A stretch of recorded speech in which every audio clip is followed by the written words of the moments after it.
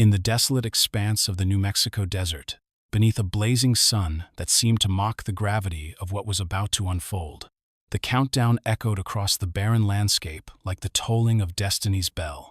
T-minus 60 seconds and counting. The voice crackled through radio, static, clinical, and detached, as if announcing nothing more consequential than the weather forecast. But for Dr. Bruce Banner, hunched over his calculations in the concrete bunker of Desert Base, these words carried the weight of scientific revolution or catastrophic failure. Banner's fingers trembled slightly as he made final adjustments to the gamma radiation measurements, his brilliant mind racing through equations that lesser scientists couldn't even comprehend. At barely 30 years old, he had already revolutionized nuclear physics, his theories on gamma radiation promising to unlock energies that could power cities or level them.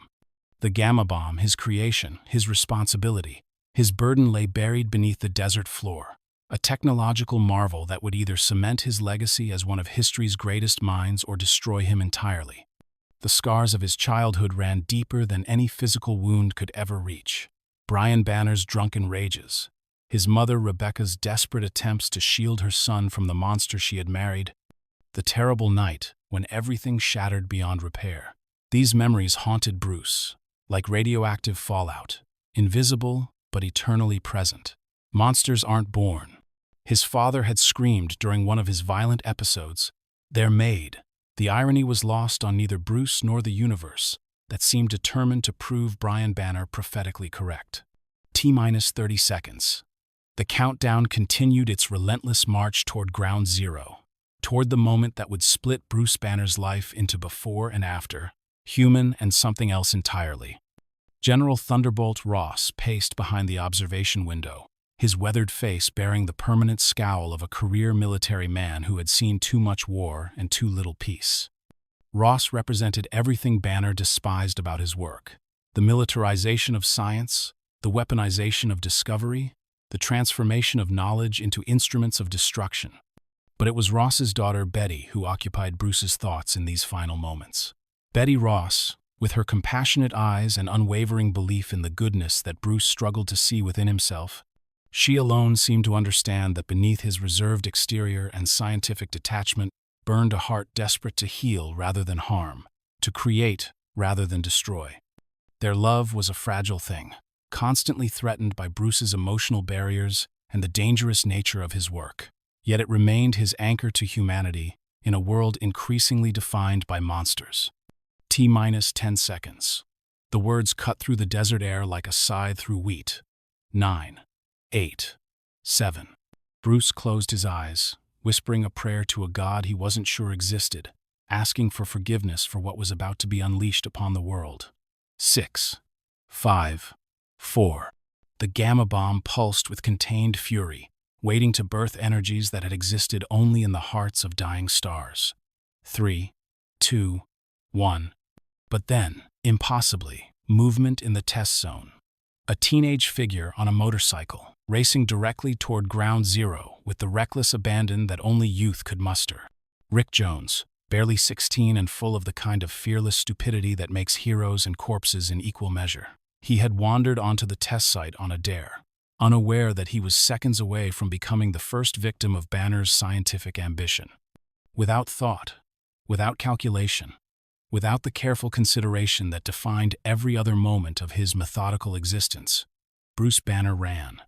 He sprinted from the safety of the bunker into the blazing desert heat, his lab coat flapping behind him like the wings of some desperate scientific angel.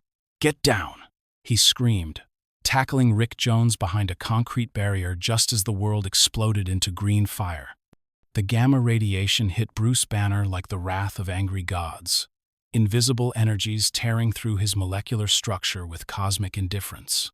Every cell in his body screamed as genetic codes rewrote themselves, as DNA twisted into new and impossible configurations, as the very essence of what made Bruce Banner human underwent violent, irreversible transformation. The pain was beyond description, beyond endurance, beyond anything that mortal flesh was designed to survive. Yet survive he did, though what emerged from that gamma-drenched crater could hardly be called Bruce Banner anymore. As consciousness returned in fractured, nightmarish glimpses, Bruce found himself looking down at hands that were no longer his own gray, massive, crackling with barely contained power. His reflection in a puddle of irradiated water showed a face that belonged in humanity's darkest nightmares. Gray skin stretched over impossible musculature, eyes blazing with primitive fury, features twisted into a mask of pure, primal rage. The first rampage was chaos incarnate. Military vehicles crumpled like paper toys beneath fists that could shatter steel. Concrete barriers exploded into dust and debris. Soldiers fled in terror from something that could not exist, a creature that violated every law of physics and biology, a monster born from the marriage of science and tragedy. The gray behemoth that had once been Bruce Banner roared his confusion and fury at the desert sky, each bellow echoing with the pain of a man discovering he was no longer a man at all. General Ross watched in horror and fascination as his greatest weapon became his most dangerous enemy. The creature he could not yet bring himself to call it Banner moved with impossible speed and strength, every motion a testament to the terrible power of gamma radiation unleashed. This was not the controlled nuclear reaction they had planned. This was evolution run amok, genetics rewritten by cosmic forces beyond human comprehension. As dawn broke over the New Mexico desert, painting the sky in shades of pink and gold that mocked the previous night's green-tinged apocalypse, Bruce Banner found himself human once more, naked and shivering in the ruins of his former life. The memory of what he had become haunted him like a radioactive ghost. The strength, the rage, the terrible freedom of existing beyond human limitations. He had become his father's son in the most literal and horrifying way possible, a monster made, not born. The world would later debate whether the creature that emerged from the gamma bomb test was gray or green. Scientists would theorize about color variations in gamma-irradiated tissue. Comic book historians would argue about editorial decisions and printing limitations.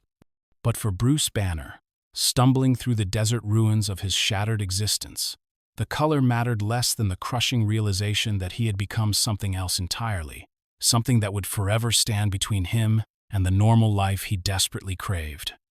The Hulk was born in that moment of supreme sacrifice, when a brilliant scientist chose to save a stranger's life at the cost of his own humanity. It was an act of heroism that would be remembered by none and punished by fate with a curse that would echo through eternity. Bruce Banner had sought to harness the power of the stars. Instead, he had become a star himself, burning, destructive, and forever isolated in the cold vastness of space between human and monster. The pattern emerged with the cruel predictability of a ticking time bomb embedded in Bruce Banner's very soul. Stress, anger, fear, even the most minor elevation in heart rate could trigger the transformation that split his existence between the rational world of human intellect and the primal realm of gamma-fueled destruction.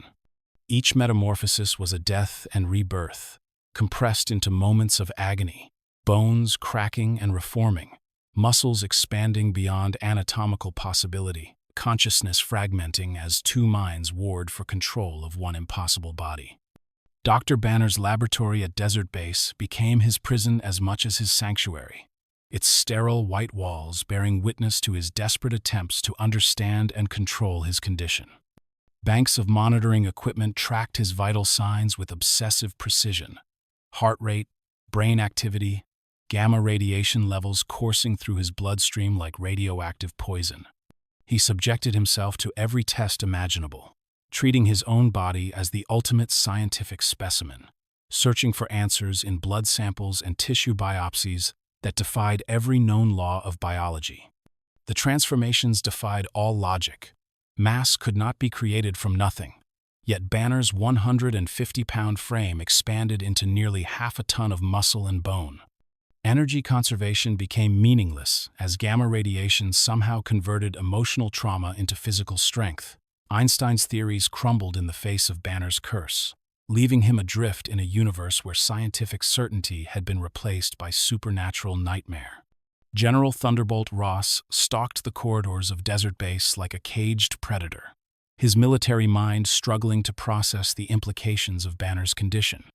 Here was a weapon beyond his wildest strategic dreams, a soldier who could single-handedly level entire battalions, an unstoppable force that could turn the tide of any conflict.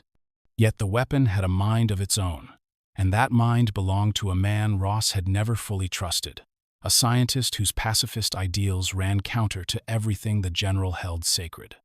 "He's dangerous, Betty," Ross growled during one of his increasingly frequent confrontations with his daughter. "That thing inside him, it's not human, it's not controllable, and as long as Banner refuses to cooperate fully with military protocol, it's a threat to national security." His words carried the weight of a man who had spent decades reducing complex human problems to simple military solutions, who saw the world in terms of allies and enemies, with nothing in between. Betty Ross stood her ground with the quiet strength that had sustained her through a lifetime of military bases and absent fathers. She saw what others missed, the profound loneliness in Bruce's eyes, the way he flinched from human contact, not out of antisocial tendency, but from fear of what he might become. "He's still Bruce," she insisted, her voice carrying both conviction and desperation. Whatever that gamma radiation did to his body, it didn't change his heart. He's still the man who risked his life to save a stranger. Their love story played out against the backdrop of scientific impossibility, each tender moment shadowed by the knowledge that Bruce could transform at any instant into something that might not recognize her face or remember their shared dreams. Betty became his anchor to humanity, the living reminder that beneath the monster's rage beat the heart of a man worth saving. Her faith in his essential goodness became the foundation upon which he would build his identity as reluctant hero rather than willing weapon. The early confrontations with the military established a pattern that would define Banner's existence for decades to come. Tanks rolled across desert hardpan, their massive cannons trained on a creature that treated their shells like annoying insects. Soldiers learned to recognize the telltale signs of an approaching transformation, the distant roar that seemed to shake the very foundations of the earth, the seismic tremors that preceded the Hulk's thunderous footsteps, the green glow on the horizon that meant their carefully laid plans were about to be reduced to twisted metal and smoking craters. The Hulk's early battles with the U.S. Army were exercises in futility for both sides. Military hardware, designed to destroy other military hardware, proved laughably inadequate against a creature whose strength seemed to increase with his anger. Bullets flattened against skin that had been transformed into something harder than steel. Missiles that could level buildings merely annoyed a being whose very existence violated the laws of physics. Yet, for all his incredible power, the Hulk remained driven by confusion rather than malice. His rampages were not the calculated destruction of a conquering force, but the desperate flailing of a creature that did not understand what it had become or why the world seemed determined to destroy it. "Hulk just want to be left alone," became his plaintive cry, a child's plea for understanding trapped within a giant's body. The first true enemies emerged from the radioactive shadows of the Cold War era, creatures and megalomaniacs drawn to gamma radiation like moths to a deadly flame. The Gargoyle, a grotesquely mutated communist scientist whose gamma experiments had twisted his body but enhanced his mind, saw in the Hulk both kindred spirit and ultimate weapon. Their battles raged across desolate landscapes where the only witnesses were scattered bones and rusted military equipment, titanic clashes between beings that should not exist in any rational universe. The Metal Master arrived from the stars with technology that could manipulate any metallic substance, turning Earth's own civilization against itself with casual contempt. Against such cosmic-level threats, the Hulk's seemingly mindless destruction revealed itself as inadvertent heroism. His strength, terrible as it was when turned against human soldiers, proved to be exactly what Earth needed when facing enemies from beyond the stars. The Toadmen, with their advanced science and callous disregard for human life, learned that gamma radiation had created more than just a monster. It had forged a protector who would stand against any threat, no matter how powerful or alien. The Hulk's victories were ugly, brutal affairs that left landscapes scarred and enemies reduced to component atoms. But they were victories nonetheless, earned through the simple expedient of being too stubborn and too strong to die. Media coverage of these early incidents painted the Hulk as everything from communist superweapon to radioactive mutation, from divine punishment for nuclear hubris to the next step in human evolution. Television news programs struggled to explain footage that showed a creature performing impossible feats of strength, while newspaper headlines screamed warnings about the green menace that threatened civilization itself. The public's fascination with the Hulk revealed humanity's complex relationship with power and monstrosity. Children drew pictures of the Green Giant, instinctively recognizing in him the archetypal figure of the misunderstood protector. Adults demanded government action against a threat they could not comprehend, their fear rooted in the uncomfortable recognition that Bruce Banner represented what any of them might become if pushed too far by an uncaring world. As months passed and the pattern of transformation became more predictable, Bruce began to understand the terrible mathematics of his condition. The Hulk was not simply an alternate personality, he was rage given form. Trauma transformed into strength, the accumulated weight of a lifetime's worth of suppressed emotion demanding physical expression. Every moment of anger that Banner had swallowed, every injustice he had endured in silence, every fear he had buried beneath scientific rationality, all of it fed the creature that lived within his cells. The realization brought both hope and despair. If the Hulk was emotional in origin, then perhaps he could be controlled through emotional discipline. Meditation, therapy, pharmaceutical intervention. Banner explored every avenue, turning his scientific method inward in a desperate attempt to cage the monster.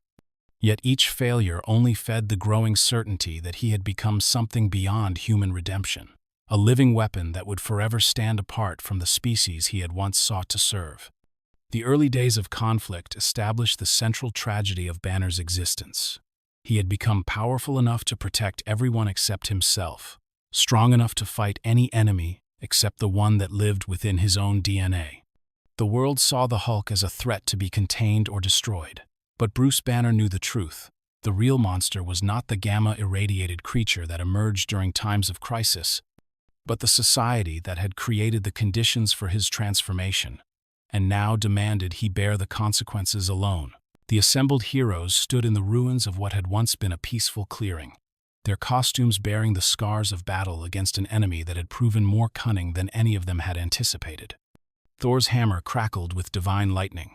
Iron Man's armor sparked with damaged circuitry. Ant-Man and Wasp hovered at the edges of exhaustion, and in the center of it all stood the Hulk not as their enemy, but as their reluctant ally in the fight against the god of mischief himself. Loki's gambit had been masterful in its simplicity. Manipulate the Hulk into a rampage that would draw Earth's mightiest heroes into conflict with each other, then stand back and watch as they destroyed themselves through mutual mistrust and misunderstanding. The Asgardian trickster had counted on humanity's fear of the unknown, their tendency to shoot first and ask questions later when confronted with power they could not comprehend or control.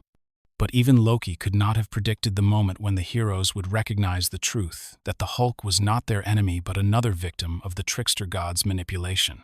When Thor's hammer struck down the illusions that had concealed Loki's true form, when Iron Man's sensors finally detected the alien energy signatures that proved the deception, the Avengers found themselves standing beside the very creature they had been prepared to destroy. "We were all deceived," Thor rumbled, his voice carrying the weight of divine authority and genuine remorse. "The monster before us is not the true threat. That honor belongs to my half-brother, whose lies run deeper than Midgard's oceans, and whose hunger for chaos exceeds even his thirst for power." The Thunder God's words marked a turning point not just in the battle, but in the Hulk's relationship with the world of superheroes. The formation of the Avengers represented everything Bruce Banner had never dared to dream. Acceptance among heroes, a chance to use his curse in service of something greater than himself, the possibility that the monster within him might finally find a purpose worthy of its terrible power. For the first time since the Gamma Bomb had rewritten his genetic code, Banner felt the warmth of belonging, the sense that perhaps his transformation had been destiny rather than mere accident. Yet even as the team assembled under the leadership of men like Tony Stark and Steve Rogers, the fundamental tensions that would ultimately tear them apart were already visible to those who cared to look. The Hulk's immense strength made him invaluable in battle, but his unpredictable nature made him a constant source of anxiety for teammates who preferred calculated strategies over berserker fury. Tony Stark, brilliant and arrogant in equal measure, approached the Hulk problem with typical technological hubris. "We can build containment protocols," he declared during one of the team's early strategy sessions, his words carrying the casual confidence of a man who had never encountered a problem that couldn't be solved with enough money and intelligence. Monitoring devices, sedative delivery systems, maybe even neural inhibitors that could prevent the transformation entirely. The suggestion hung in the air like a death sentence, transforming what should have been a planning session into a trial where Banner found himself cast as both defendant and exhibit. The other Avengers shifted uncomfortably, their silence speaking volumes about their own fears and uncertainties. Here was the central paradox of the Hulk's membership in the team. They needed his power, but they feared his lack of control. Thor alone seemed to understand the deeper currents at play. The Asgardian prince had spent millennia learning to control his own divine fury, channeling the power of storms and lightning into the service of justice, rather than destruction. He recognized in Banner a kindred spirit, a being of immense power, struggling to find his place in a world that feared what it did not understand. "Strength is not the enemy," Thor counseled during one of his private conversations with Banner. "I have seen warriors with the power to shatter mountains who used that strength only to protect the innocent. I have also seen beings of modest ability who caused untold suffering through cruelty and malice. The measure of a hero is not the force he can bring to bear, but the wisdom with which he chooses to use it." The early missions tested the fragile bonds that held the team together. Against enemies like the Space Phantom and the Lava Men, the Hulk's raw power proved invaluable. His ability to absorb punishment and dish out devastating counterattacks, saving his teammates from certain destruction. But with each victory came new evidence of the growing rift between Banner's desire for control and his teammates' need for predictability. The breaking point came during a routine mission that should have been simple by Avengers standards. A minor villain with major ambitions had taken hostages in downtown Manhattan, demanding ransom and government concessions in exchange for their safe release. It was exactly the kind of situation that the team had been formed to handle: a clear threat, defined objectives, minimal collateral damage potential. But Banner was having a bad day. Lack of sleep, stress from his ongoing research into gamma radiation, and the constant low-level anxiety of living with a monster inside his skin had left him on edge before the mission even began. When the villain's energy weapon struck him squarely in the chest, the transformation that followed was not the controlled change that his teammates had grown to expect, but something primal and terrifying. The Hulk that emerged was not the reluctant hero who had helped form the Avengers, but the savage creature of pure rage that lived in Banner's deepest nightmares. Buildings shook with the force of his passage. Cars flew through the air like toys cast aside by an angry child. The very air seemed to vibrate with barely contained fury as the Green Giant turned his attention from the forgotten villain to the heroes who had been foolish enough to try to calm him down.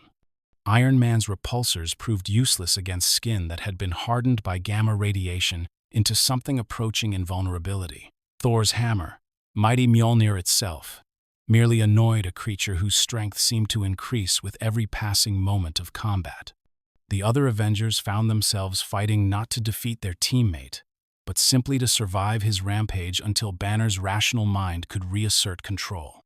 When the dust settled and the Hulk had finally reverted to his human form, Banner found himself staring into the faces of people who had once called him friend and ally. The trust that had taken months to build had been shattered in a matter of minutes, replaced by the familiar combination of fear and disappointment that seemed to follow him wherever he went. "I can't do this anymore," Banner whispered, his words barely audible above the sound of sirens and distant explosions. "I thought I could be part of something greater, that maybe the monster could serve a purpose worth the cost. But all I've done is put you all in danger. All I've done is prove that some curses can't be overcome, no matter how desperately we might wish otherwise." The decision to leave the Avengers was both inevitable and heartbreaking.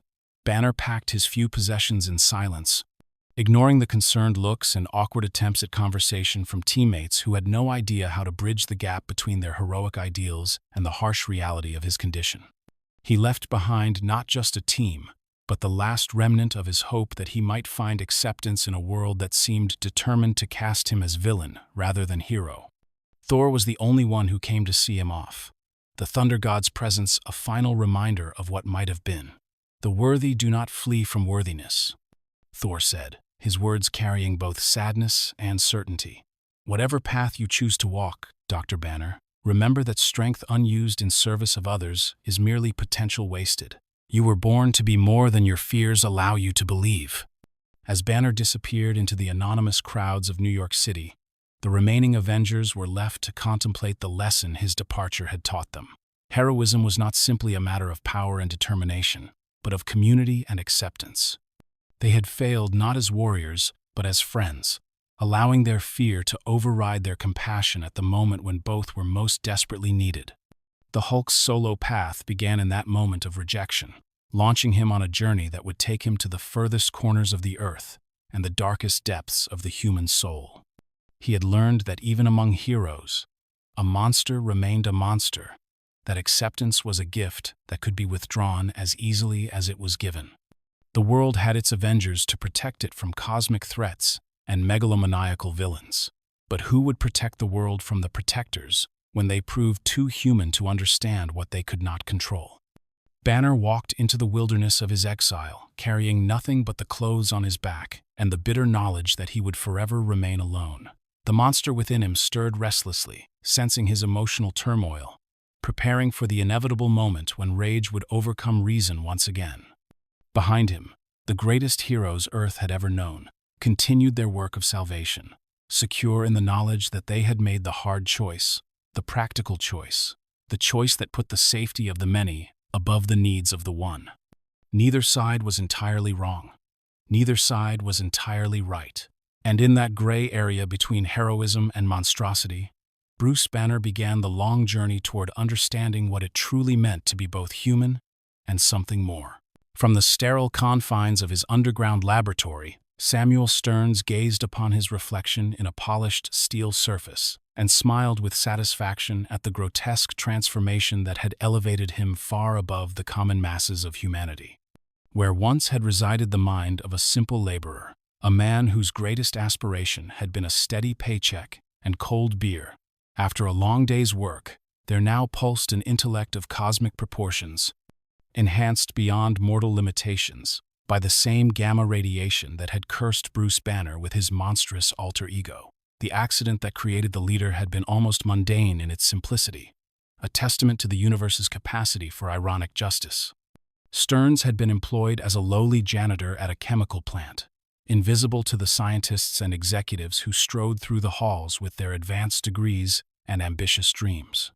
But gamma radiation, that most democratic of cosmic forces, recognized no distinction between PhD and high school dropout when it came to rewriting the fundamental structure of human consciousness. The waste disposal error that should have killed Stearns instead gifted him with an enlarged cranium that housed a brain capable of processing information at quantum speeds, of seeing patterns and possibilities that remained hidden from even the most brilliant, unenhanced minds. Yet with great intelligence came great isolation. For how could a being of such intellectual superiority find companionship among creatures who remained mired in the primordial ooze of ordinary thought? The gamma radiation that cursed Banner with his brutish transformations blessed me with clarity, the leader mused, his enlarged skull pulsing with green energy as synapses fired at superhuman rates. Where he sees only destruction and chaos, I perceive order and purpose. Where he fears his power, I embrace mine. We are two sides of the same radioactive coin, he the monster of body, I the monster of mind. The philosophical implications of their rivalry ran deeper than simple hero versus villain dynamics.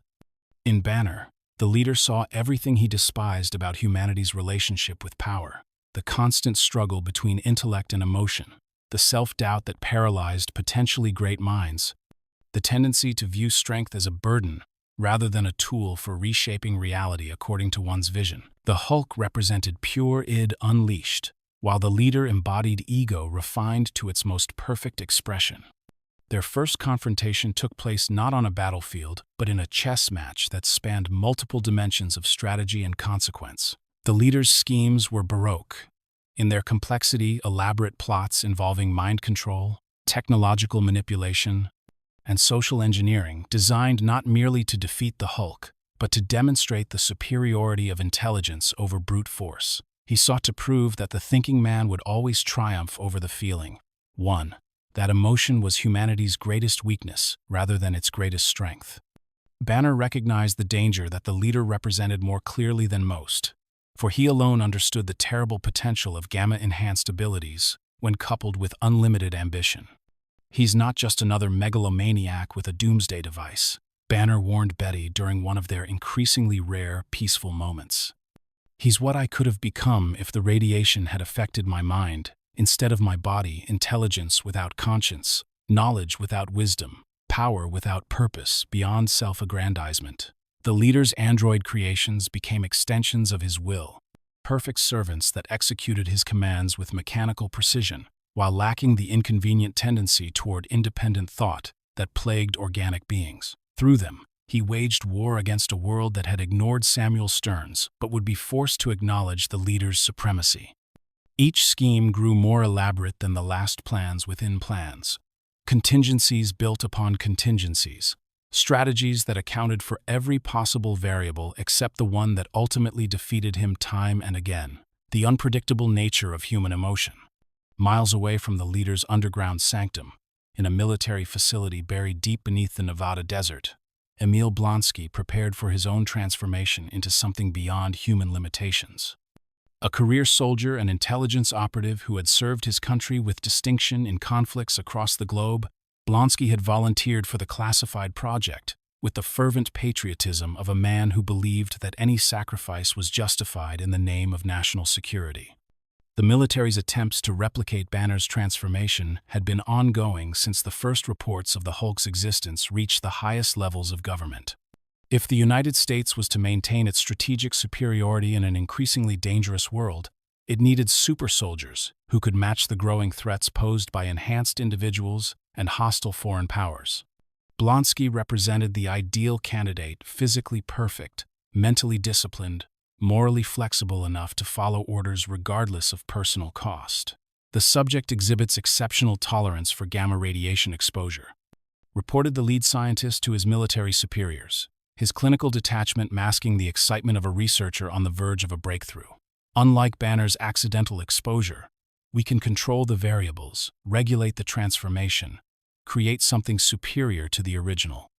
Blonsky will retain his human intelligence while gaining superhuman strength, the perfect fusion of mind and muscle. The transformation chamber hummed with barely contained energies as Blonsky underwent the process that would remake him at the cellular level. But gamma radiation, as Banner had learned to his eternal sorrow, was never truly controllable. The forces that had birthed both the Hulk and the leader recognized no master save their own chaotic nature. And what emerged from the chamber was neither the controlled super soldier the military had envisioned, nor the enhanced human being Blonsky had hoped to become. The abomination stood nearly 12 feet tall, his scaly green hide bearing only superficial resemblance to the Hulk's more humanoid appearance. Where Banner's transformations were driven by emotion and retained some spark of humanity even in their most savage moments, Blonsky's change had been complete and irreversible. He was forever trapped in a form that combined the worst aspects of human ambition with the most terrifying expressions of gamma-induced power. "I am what Banner was too weak to become," the abomination declared during his first encounter with the Hulk, his voice a grinding amalgamation of Blonsky's disciplined intelligence and something far more primitive and cruel. "I am strength without sentiment, power without pity. I am the weapon that humanity needs to defend itself against threats like you, the perfect soldier evolved beyond the limitations of human morality." Their battles were exercises in pure destruction, titanic clashes between beings whose very existence violated the laws of physics and biology. The abomination's military training gave him tactical advantages that the emotion-driven Hulk could rarely match. While the Hulk's strength seemed to increase without limit when sufficiently provoked, cities became battlegrounds, where the collateral damage was measured not in dollars but in geological terms, as mountains crumbled and rivers were diverted by the force of their conflict. Yet, for all his power and tactical superiority, The Abomination lacked the one quality that made the Hulk truly dangerous: the capacity for growth. Where Banner's condition evolved in response to stress and necessity, Blonsky remained locked in his original transformation, a perfect weapon that could never become anything more than what he had been created to be. His strength was finite, his intelligence was static, his purpose was eternally constrained by the narrow vision of the men who had made him. The psychological dimensions of their rivalry reflected the broader themes that would define Banner's existence for decades to come. In the Abomination, he faced a mirror image of his own condition, stripped of everything that made him human: the guilt, the responsibility, the desperate desire to use his power in service of something greater than himself. Blonsky had embraced monstrosity as a solution to the problem of human limitation, while Banner continued to view it as a curse to be overcome. The Leader and the Abomination represented two possible futures for Banner: the path of intellectual detachment from humanity's concerns, and the path of physical separation from humanity's values. Both had chosen to view their gamma-induced transformations as improvements rather than afflictions, liberating them from the inconvenient constraints of ordinary moral consideration. They had become, in their own minds, the next step in human evolution, superior beings tasked with guiding or ruling a species that had grown too weak and confused to govern itself. Banner's rejection of both paths marked him as something unique in the gamma-irradiated community, a being of immense power who refused to use that power to elevate himself above the species he had once belonged to. His continued identification with humanity, despite humanity's fear and rejection of him, became the foundation of his heroic identity. He would be a monster in service of mortals, a weapon wielded by the very people who would destroy him if they could. The battles with the Leader and the Abomination taught Banner that his true enemies were not cosmic threats or megalomaniacal villains, but the darker possibilities that lived within his own condition. Every time he transformed, every moment of rage and violence, he risked crossing the line that separated reluctant hero from willing monster. The Leader and the Abomination served as constant reminders of what he could become if he ever stopped fighting to remain human, despite the cosmic forces that had transformed him into something else entirely.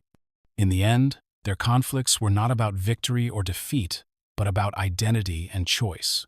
The Leader chose intellect over emotion, the Abomination chose power over responsibility, and Banner chose to remain trapped between human and monster, rather than escape into the simpler certainties that gamma radiation offered to those willing to embrace their transformation completely. It was a choice that would define not just his battles with these particular enemies, but his entire approach to the heroic life that had been thrust upon him by cosmic accident and human failing. The highway stretched endlessly before him like a ribbon of broken promises, its asphalt surface shimmering in the desert heat, as Bruce Banner walked the loneliest road in America, with nothing but the clothes on his back and the monster in his soul. Behind him lay the smoldering ruins of another town that had learned too late that kindness toward strangers could carry a terrible price, while ahead waited only more miles of desolation and the slim hope that somewhere in the vast emptiness of the American Southwest, he might find a place where the Hulk could sleep undisturbed. The pattern had become as predictable as it was heartbreaking. Banner would arrive in some forgotten settlement, a mining town clinging to life in the shadow of exhausted mountains, a farming community struggling against drought and economic collapse, a border crossing where desperate people sought refuge from wars that had followed them across international boundaries. For a few precious days or weeks, he would allow himself to believe that this time might be different, that perhaps he had finally found a place remote enough and peaceful enough to contain the rage that burned like radioactive fire in his chest. His medical training made him invaluable in communities where the nearest doctor might be hundreds of miles away and the nearest hospital even farther. Under assumed names and with forged credentials that barely held up to casual scrutiny, Banner became a healer in places where healing was desperately needed. He delivered babies in ramshackle clinics, treated injuries that would have been routine in well-equipped facilities, but became life-threatening emergencies in the medical wasteland of rural poverty, and provided comfort to the dying in places where comfort was the only medicine he could offer. "You're different from most doctors, an elderly Mexican woman told him during one of his stays in a border town that existed primarily to process the dreams and desperation of people seeking better lives. Her granddaughter had been suffering from a fever that the local curandera could not break, and Banner's intervention had quite literally saved the child's life. You understand suffering. You carry it in your eyes like a man who has seen too much pain and caused too much of it himself. Her words cut deeper than she could have known, for Banner carried within himself the accumulated weight of every rampage, every moment of destruction that had followed in the Hulk's wake. The monster's memories were fragmented and primal, but they were memories nonetheless. Flashes of terror in civilian faces, the sound of buildings collapsing, the taste of his own blood as military weapons failed to penetrate skin that had been hardened by gamma radiation into something approaching invulnerability. The fugitive years taught Banner lessons that no university could have provided, harsh truths about the world beyond the academic and scientific communities where he had spent his earlier life. He learned that poverty was its own kind of monster, devouring hope and dignity with the same ruthless efficiency that the Hulk consumed everything in his path. He witnessed the casual cruelties that desperate people inflicted upon each other, the way that scarcity could transform good men into villains and drive the innocent to acts that would haunt them for the rest of their lives. Yet he also discovered reservoirs of human kindness that existed in the most unlikely places, compassion that flourished even in the harshest conditions. A truck driver who shared his last meal with a stranger, a widow who opened her home to a man she had every reason to fear, children who accepted his gentle nature without question, their innocence serving as a reminder that not all of humanity's instincts were rooted in violence and suspicion. General Ross's pursuit followed Banner like a malevolent shadow, always one step behind but never quite close enough to spring the trap that would end his freedom once and for all. Military helicopters appeared on distant horizons with increasing frequency, their rotors beating out the rhythm of an inexorable manhunt. Roadblocks materialized at strategic choke points, forcing Banner to abandon vehicles and strike out cross-country through terrain that tested the limits of human endurance.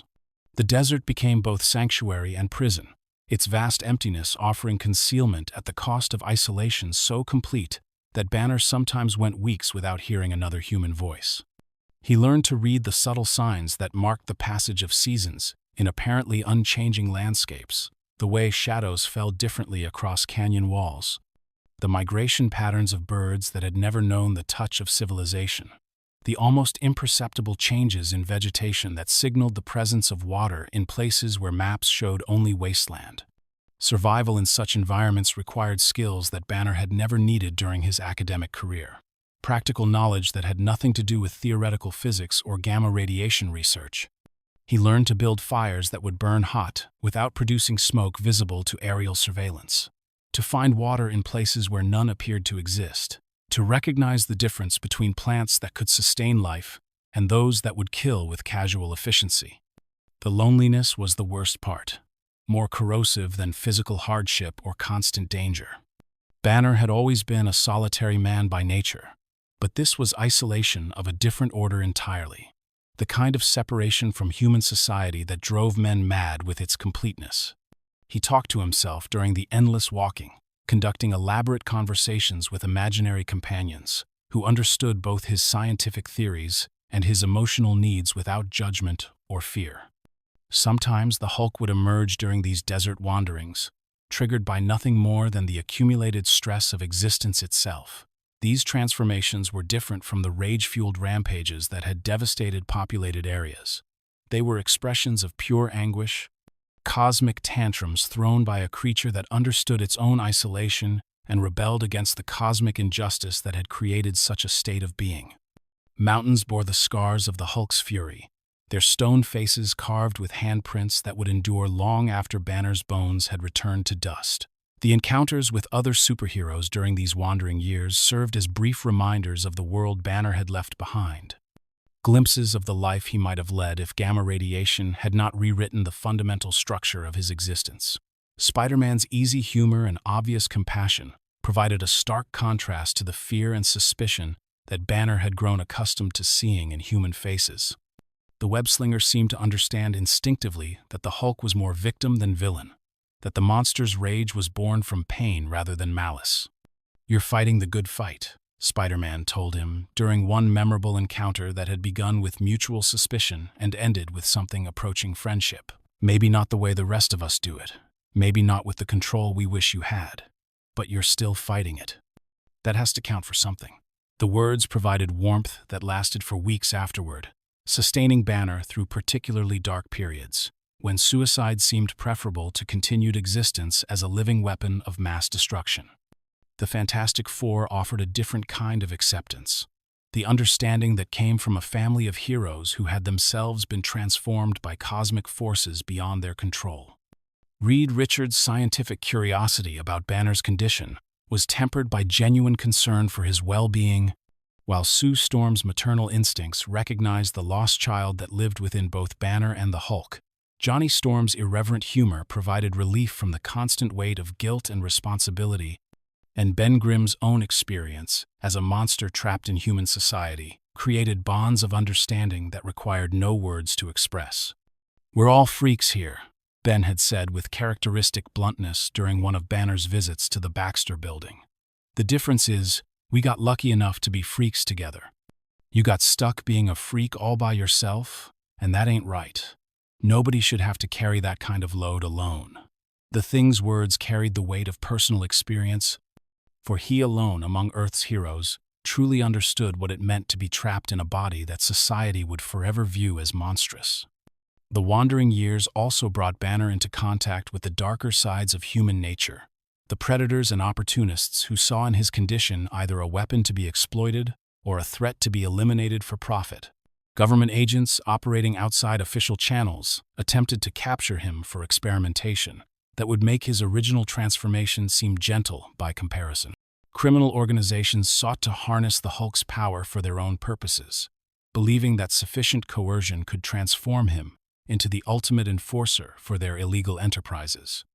These encounters invariably ended in violence that Banner regretted but could not prevent, for the Hulk possessed an almost supernatural ability to detect genuine malice and respond to it with overwhelming force. The monster that lived within Banner's DNA was, in its own primitive way, a perfect moral compass. It could not be fooled by false kindness or manipulated by sophisticated lies. Those who approached Banner with pure intentions found themselves protected by a creature of unimaginable power, while those who sought to exploit or harm him discovered that they had awakened something far more dangerous than they could possibly have anticipated. The small towns and remote settlements that dotted Banner's path through the American wilderness became laboratories for understanding the true nature of heroism, places where the conventional definitions of good and evil were tested against the harsh realities of survival and necessity. A corrupt sheriff who terrorized Mexican immigrants found himself facing the Hulk's wrath when his cruelties finally triggered the transformation that Banner had been desperately trying to prevent. A mining company that was slowly poisoning a Native American reservation discovered that environmental destruction was exactly the kind of systematic violence that could awaken the monster within the mild-mannered doctor who had been treating their victims. These interventions were never clean or simple, never the kind of clear-cut victories that made for inspiring newspaper headlines or comic book stories. The Hulk's justice was primitive and absolute, recognizing no distinction between proportional response and total annihilation when confronted with genuine evil. Buildings were reduced to rubble. Equipment worth millions of dollars was scattered across landscapes like expensive confetti, and the perpetrators themselves were left broken and traumatized by encounters with a force that existed beyond their ability to comprehend or control. Yet, for all the destruction and chaos that followed in the Hulk's wake, the people he protected remembered not the violence, but the protection itself. Children who had been saved from abuse, families who had been rescued from exploitation, communities that had been liberated from the tyranny of those with power over the powerless. They understood that the Green Giant was a guardian angel, wrapped in the form of humanity's darkest nightmares. As Banner continued his endless journey across the American landscape, he began to understand that his curse carried within it the seeds of a strange kind of redemption. He would never be accepted by the society that had created him, never find the peace and normalcy that he craved with every fiber of his being. But he could serve that society nonetheless, protecting the innocent and punishing the guilty with a consistency and effectiveness that conventional law enforcement could never match. The wanderer on Earth was slowly becoming something more than a fugitive, more than a victim of cosmic accident and government persecution. He was becoming a force of nature in the truest sense, a manifestation of the universe's demand for balance and justice in a world that too often forgot the difference between right and wrong. The road ahead remained long and lonely, but it was no longer without purpose or meaning. Banner walked on through the desert heat, his shadow stretching behind him like the memory of the man he had once been, while ahead waited the next town, the next crisis, the next opportunity to prove that even monsters could choose to be heroes when the situation demanded it. In the mystic shadows of Greenwich Village, within the sanctum sanctorum, where reality bent like light through a prism and dimensions folded upon themselves with casual disregard for mortal understanding, Dr. Stephen Strange meditated upon the cosmic forces that govern the delicate balance between order and chaos. The Sorcerer Supreme had witnessed the birth and death of universes, had stood against threats that could unmake existence itself with nothing more than a careless thought. Yet the problem that currently occupied his vast intellect was decidedly more terrestrial in nature. The Hulk represented an anomaly that defied both scientific and mystical explanation, a being whose very existence seemed to violate the fundamental laws that governed the relationship between matter and energy, consciousness and form. Banner's transformations were not merely physical but metaphysical, involving the creation and destruction of mass on a scale that should have torn holes in the fabric of space-time itself. Yet somehow the universe accommodated these impossible changes, bending its own rules to allow for the existence of something that should not be. The gamma radiation that transformed Dr. Banner was not merely a scientific accident. Strange confided to his loyal servant Wong during one of their regular discussions about the supernatural threats that constantly pressed against the barriers protecting Earth from cosmic annihilation. It was a convergence point where the forces of science and magic intersected, creating something unprecedented in the long history of both disciplines. The Hulk is neither purely physical nor purely mystical, but something that exists in the liminal space between both states of being. Strange's fascination with Banner's condition went beyond academic curiosity. The Sorcerer Supreme possessed the ability to perceive the true nature of things that remained hidden from conventional observation, and what he saw when he looked upon the Hulk was simultaneously beautiful and terrifying. Within Banner's transformed body dwelt not one consciousness, but many fragments of personality that had been shattered by trauma and reformed by gamma radiation into a complex ecosystem of competing drives and desires. The intelligent Hulk emerged during periods when Banner's rational mind managed to assert control over the creature's immense physical form without sacrificing the emotional intensity that fueled its incredible strength. These moments of integration were rare and precious, representing the closest thing to peace that Banner had experienced since his transformation. Intelligence and strength worked in harmony rather than opposition, creating a being that possessed both the compassion to protect the innocent and the power to do so effectively. "Hulk understand now," the creature declared during one of his first conversations with Strange, his grammar simplified but his meaning profound. "Banner not weak, Hulk not evil. Together, we are something new, something necessary. World has enough smart men who lack strength to act, enough strong men who lack wisdom to choose correct action. Together, we are both." The formation of the Defenders arose from necessity rather than planning, a gathering of outcasts and misfits who found themselves united by their shared status as protectors of a world that feared and misunderstood them. Strange, the former surgeon whose hands had been destroyed and then transformed into conduits for forces beyond mortal comprehension. Namor, the submariner, whose dual nature, as both Atlantean royalty and surface world ally, left him forever caught between two civilizations that could never fully accept him. The Silver Surfer, cosmic wanderer stripped of his freedom and trapped on a planet whose primitive concerns seemed insignificant compared to the vast scope of the universe. And the Hulk, the monster with a human heart who sought acceptance among beings, powerful enough that his strength was an asset rather than a threat, intelligent enough to understand his pain, and isolated enough to recognize a kindred spirit when they encountered one. Their first battle as a team came against Dormammu, the Dread One whose hunger for conquest extended beyond the dark dimension into realms where mortal minds feared to tread. The mystical despot had launched an assault on reality itself, seeking to remake the fundamental structure of existence according to his twisted vision of perfect order. Against such a cosmic threat, conventional superhero tactics proved laughably inadequate. Requiring a response that combined raw power with esoteric knowledge and the kind of desperate courage that came only from having nothing left to lose. The Hulk's role in the battle was unlike anything he had experienced during his brief tenure with the Avengers, where his former teammates had viewed his transformations as dangerous liabilities to be managed and contained. The Defenders recognized his rage as a weapon that could be wielded with surgical precision against enemies that threatened the very foundations of reality.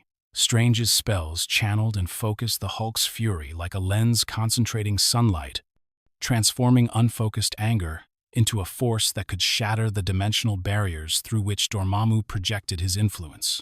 "Your anger is pure," Strange told the Hulk during a brief respite in their cosmic battle, his words carrying the weight of mystical insight. "It is not contaminated by ego or ambition, not corrupted by desire for personal gain or advancement.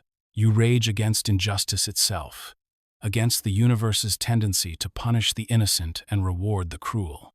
That purity makes you more dangerous to entities like Dormammu than any weapon forged by mortal hands or cosmic forces." Namor's respect for the Hulk grew from a different source, rooted in the Submariner's own experience as a being caught between worlds and forever struggling to find his place in either. The Atlantean prince recognized in the Hulk a warrior's spirit that transcended the petty concerns of surface politics and diplomatic niceties. Here was a creature that fought because fighting was necessary, that protected because protection was right, without the complex motivations and hidden agendas that plagued most surface dwellers. "In the depths of the ocean, strength is the only currency that matters," Namor explained during one of their underwater adventures, where the Hulk's ability to function without breathing had proven invaluable against aquatic threats that could manipulate water pressure to crush conventional heroes. Political alliances shift like tides, treaties are written in sand, but power, true power, endures. You possess that kind of strength, Banner. Not just the physical force to shatter mountains, but the moral certainty to use that force in service of something greater than yourself. The Silver Surfer brought a cosmic perspective to Banner's struggles that helped place his earthbound troubles in their proper context. The former Herald of Galactus had witnessed the destruction of countless civilizations, had seen entire species reduced to cosmic dust by forces that recognized no distinction between good and evil, innocent and guilty. Against such a backdrop, the Hulk's rage seemed not monstrous but appropriate, a justified response to a universe that too often rewarded cruelty and punished compassion. "You carry within yourself the accumulated fury of every injustice that mortal beings have endured," the Surfer observed during one of their philosophical discussions, his words carrying the wisdom of one who had seen the rise and fall of galactic empires. "That burden would drive lesser beings to madness, yet you channel it toward the protection of those who cannot protect themselves. There is nobility in such sacrifice, beauty in such pain, freely chosen for the benefit of others." The team dynamics that developed among the Defenders differed markedly from the more structured approach favored by groups like the Avengers or the Fantastic Four.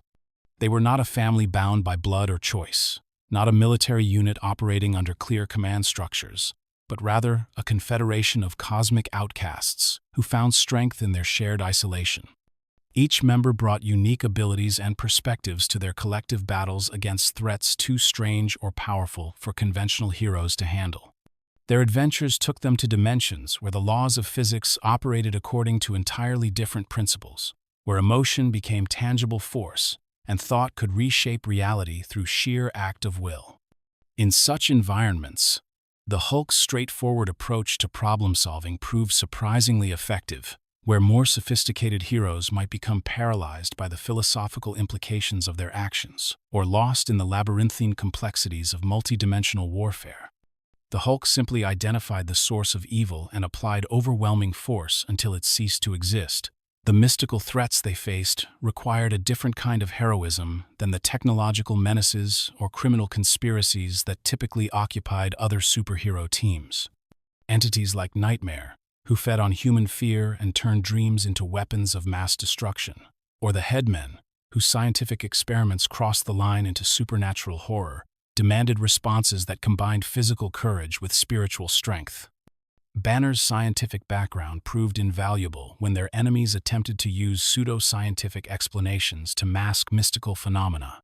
His ability to distinguish between genuine scientific principles and elaborate deceptions helped the team avoid traps that had ensnared other heroes who lacked his expertise in both the rational and irrational aspects of reality. Science and magic are not opposites, Banner explained to his teammates during a particularly complex case involving a villain who claimed to have discovered the scientific basis for supernatural phenomena. They are different languages describing the same underlying reality.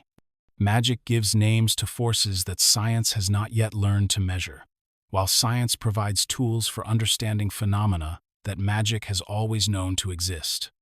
The Defenders offered Banner something he had never experienced during his earlier heroic affiliations: unconditional acceptance of his nature, rather than grudging tolerance of his condition. His teammates did not spend their time devising containment protocols or discussing the theoretical dangers he might pose under extreme circumstances. Instead, they treated him as an equal partner, whose unique abilities were essential to their mission of protecting reality from threats that conventional heroes could not even perceive, much less combat effectively. This acceptance allowed Banner to explore aspects of his condition that had been suppressed by years of guilt and self-loathing. The intelligent Hulk represented what he could become when he stopped fighting his transformation and began working with it, channeling the creature's strength through the filter of human compassion and scientific understanding. It was a fragile balance that required constant maintenance, but it offered glimpses of a future where Banner and the Hulk might coexist rather than merely endure each other. The cosmic scope of their adventures also provided perspective on Banner's earthbound troubles with General Ross and the military-industrial complex that sought to weaponize his condition. When measured against threats like Dormammu or the Headmen, the petty machinations of terrestrial governments seemed almost quaint in their limited scope and primitive methodology. Yet even as Banner found a measure of peace among the Defenders, the fundamental tensions that defined his existence remained unresolved. The intelligent Hulk was still an aberration, a temporary merger of opposing forces that could not be sustained indefinitely without risking the complete destruction of Banner's human identity. The rage that fueled his transformations was not a renewable resource, but a finite well of pain and trauma that grew deeper with each use but never truly replenished itself. The Defenders provided Banner with his first real taste of what heroism could be when practiced among equals, rather than endured as a solitary burden. They showed him that strength could be a gift, rather than a curse, when it was accepted and celebrated rather than feared and constrained. Most importantly, they demonstrated that even the most monstrous beings could find family, among others who understood the weight of cosmic responsibility and the price of power used in service of justice. As the team continued their battles against forces that threatened the very structure of reality, Banner began to understand that his transformation might not be the random accident he had always believed it to be. Perhaps gamma radiation had chosen him specifically, because the universe needed a guardian who could bridge the gap between human vulnerability and cosmic power, a protector who understood both the fragility of mortal life and the terrible strength required to preserve it against forces that recognized no limitation save absolute force. The Wanderer was becoming a warrior, the monster was becoming a hero, and Bruce Banner was slowly learning that acceptance might not be something he earned from the world, but something he gave to himself. The hospital room in Los Angeles County General was painted in that particular shade of institutional green that seemed designed to remind visitors of mortality rather than provide comfort to the dying, its fluorescent lights humming with the electrical sympathy of machines that had witnessed too many final breaths and farewell conversations. Jennifer Walters lay unconscious on the narrow bed, her skin pale as ancient parchment beneath bandages that could not hide the severity of her wounds, while her cousin, Bruce Banner, sat beside her in a chair that had been designed by someone who had never spent hours contemplating the fragility of human life. The bullets that had torn through Jennifer's body carried more than mere lead and gunpowder.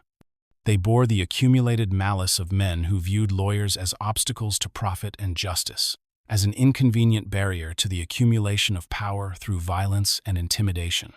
She had been investigating a case involving toxic waste dumping, corporate cover-ups, and the kind of environmental destruction that transformed thriving communities into cancer clusters, when her pursuit of truth had finally provoked a response more direct and brutal than legal briefs or courtroom objections. Banner's hands shook as he contemplated the only solution available to save his cousin's life, the terrible mathematics of love and sacrifice that left him with no choice but to share the curse that had defined every moment of his existence since that fateful day in the New Mexico desert. Jennifer was dying, her life ebbing away with each labored breath, and he possessed the power to save her, at the cost of condemning her to the same isolation and torment that had driven him to the edges of civilization and sanity. "I'm sorry, Jen," he whispered as he prepared the transfusion equipment with the practiced efficiency of a man whose medical training had been supplemented by years of desperate self-experimentation. "I'm about to give you a gift that you'll probably spend the rest of your life wishing I had never offered. But I can't let you die, not when I have the power to prevent it, no matter what the consequences might be for either of us." The blood that flowed from Banner's veins into Jennifer's carried within its cellular structure the complete rewriting of human potential that gamma radiation had authored in his own DNA. Each red cell was a microscopic ambassador of transformation, bearing the genetic message that would elevate her beyond mortal limitations, while simultaneously separating her forever from the species she had been born to protect and serve through law. The transformation that followed was both similar to and fundamentally different from Banner's own metamorphosis, where his changes were driven by trauma, rage, and the accumulated psychological damage of a childhood spent in fear of his father's violence. Jennifer's gamma-induced alterations were channeled through a personality that had been shaped by confidence, ambition, and an unshakable belief in justice as a force that could reshape the world for the better. When Jennifer Walters awakened as She-Hulk for the first time, her response was not horror or despair but wonder at the incredible strength that coursed through her transformed physique. Standing 7 feet tall with emerald skin that seemed to glow with inner fire, she possessed all of the Hulk's physical advantages: strength that could level buildings, speed that allowed her to leap across city blocks in a single bound, invulnerability that rendered conventional weapons useless while retaining complete control over her rational mind and emotional responses. "This is incredible, Bruce," she said, her voice carrying a deep resonance that seemed to vibrate through the hospital room's concrete foundations. "I can feel the power flowing through every cell of my body, but my mind is still my own. I'm still me. Just Amor. How is this possible? Why didn't your transformation work the same way?" The question cut to the heart of the fundamental differences between their experiences with gamma radiation's transformative power. Banner's psychological wounds had created fractures in his psyche that the cosmic forces had exploited, splitting his consciousness between the rational scientist and the primitive creature that embodied all of his suppressed rage and trauma. Jennifer's mental health and emotional stability had provided a stronger foundation for integration, allowing her to merge human intelligence with superhuman strength without sacrificing either component of her identity. The criminals who had attempted to murder Jennifer Walters learned that they had created something far more dangerous than they had destroyed.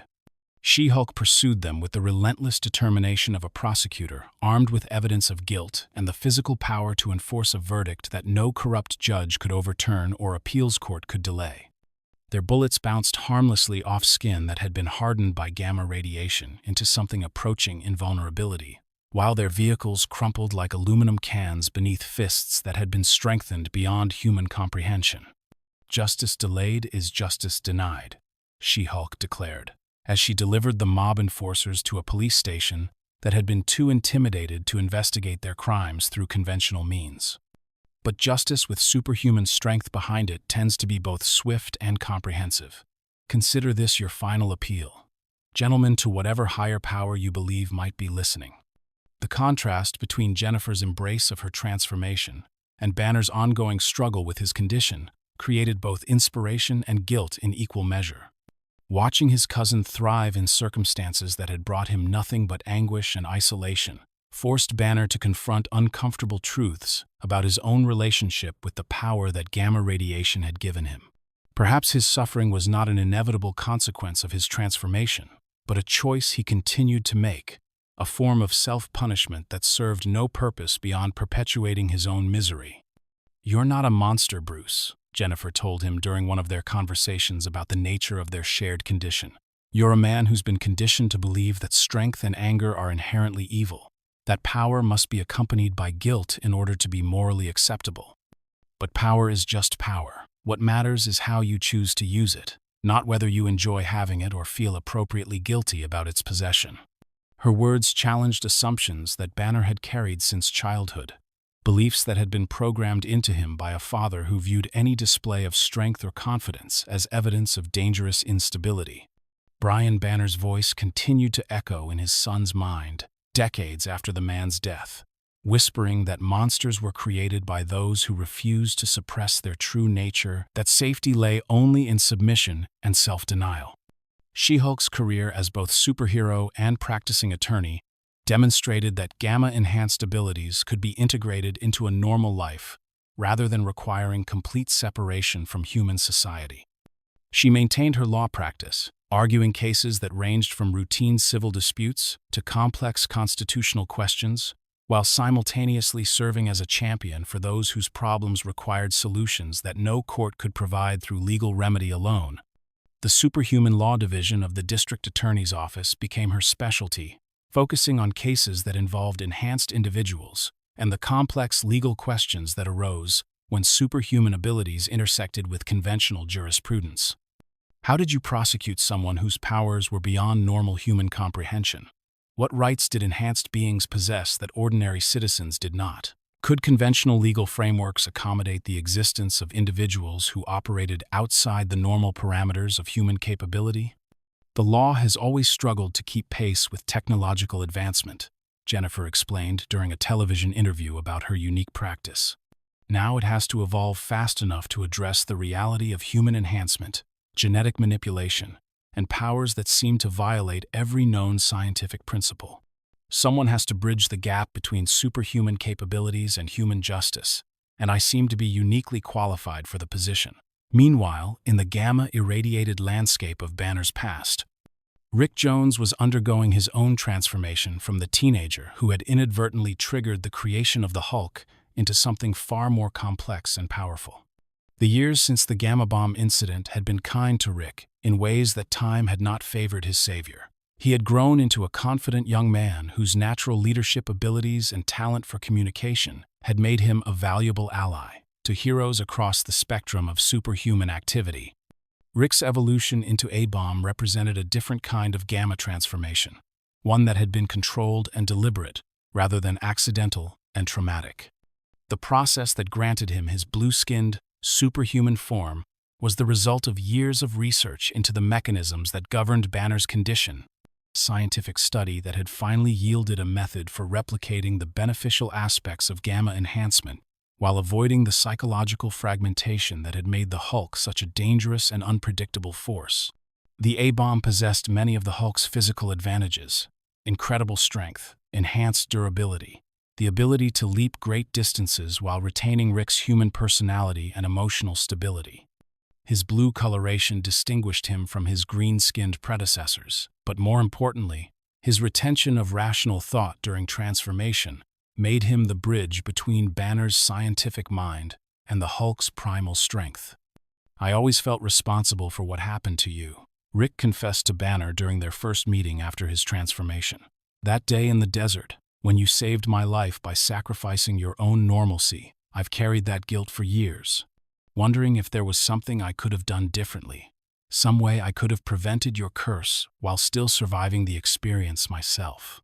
His transformation into A-Bomb represented an attempt to balance the cosmic scales that had been disturbed by the original Gamma Bomb incident. If Rick's presence in the test zone had inadvertently created the Hulk, then perhaps his voluntary submission to gamma enhancement could provide the Hulk with the companionship and understanding that had been missing from his existence since the beginning. The dynamic between A-Bomb and the Hulk was unlike any relationship that Banner had experienced during his years of transformation. Rick understood the creature's psychology from the perspective of someone who had also been enhanced by gamma radiation, but he brought to that understanding the emotional stability and rational thought processes that Banner himself had lost during his own metamorphosis. Hulk, not alone anymore, the Green Giant declared during one of their early adventures together, his simple words carrying profound emotional weight. Rick, understand. Rick, not afraid. Rick, not try to make Hulk weak or make Hulk go away. Rick, accept Hulk as Hulk is. The Gamma family that began to coalesce around Banner, Jennifer, and Rick represented something unprecedented in the superhero community, a group of individuals who shared not just common purpose or similar origins, but actual biological and psychological bonds that had been forged by cosmic forces beyond human understanding. They were connected on a cellular level, their DNA rewritten by the same fundamental energies that had birthed stars and shaped galaxies. Yet even as this family offered Banner the acceptance and understanding he had craved since his transformation, it also complicated his existence in ways he had not anticipated. Jennifer's success in integrating her powers into a normal life made his own failures seem more pronounced. Her confidence in her abilities, highlighting his own self-doubt and internal conflict.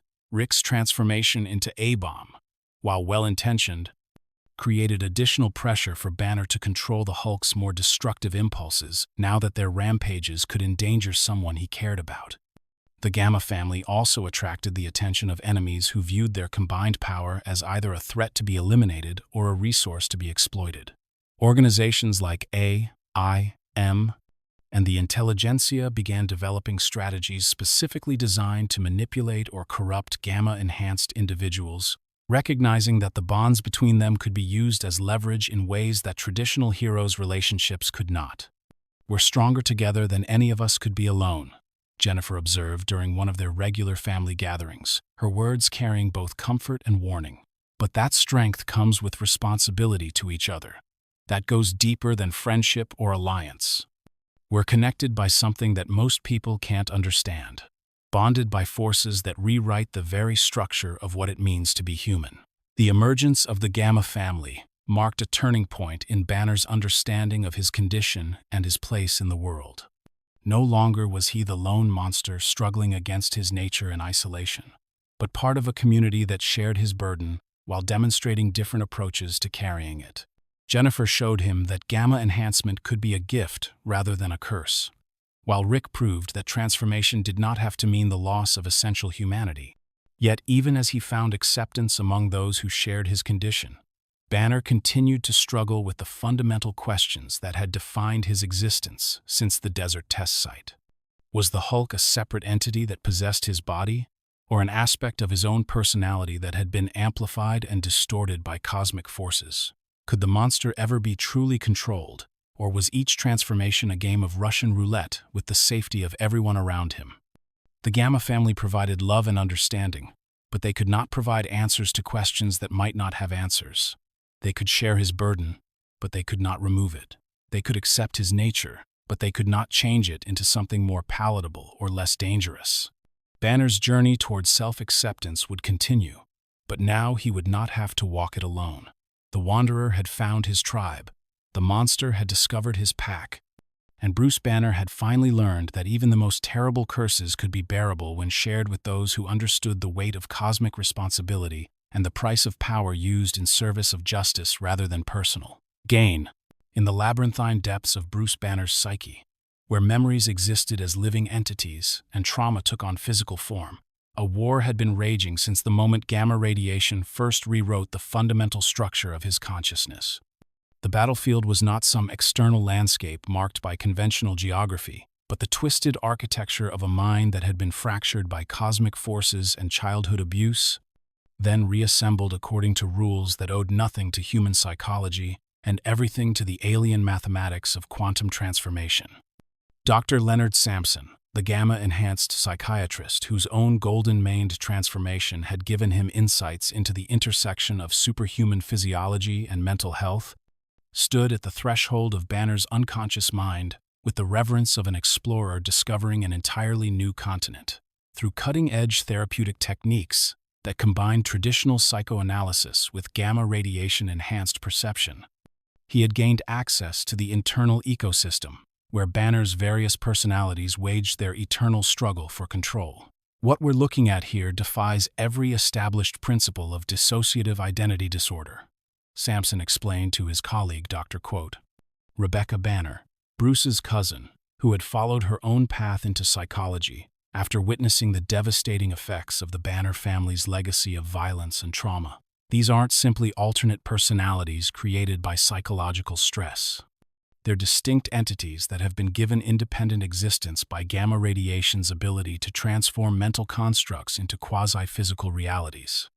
The landscape of Banner's mind resembled a cosmic battleground, where the laws of physics bent to accommodate the impossible architecture of suppressed memory and unleashed emotion. Towering structures built from crystallized trauma rose like monuments to pain, their surfaces reflecting distorted images of every moment when young Bruce had cowered before his father's drunken rage or watched helplessly as violence destroyed everything he had tried to protect. At the center of this mental wasteland stood the Savage Hulk, the green-skinned embodiment of pure id that had emerged from the Gamma Bomb's transformation of Banner's suppressed rage into physical force. This creature was emotion, given form, trauma transformed into strength, the accumulated weight of a lifetime's worth of fear and anger, compressed into a being that recognized no law except the imperative to smash anything that threatened its existence or the innocent lives it felt compelled to protect. Hulk, strongest there is, the Savage Hulk roared across the mindscape, his words creating seismic tremors that shook the foundations of memory itself.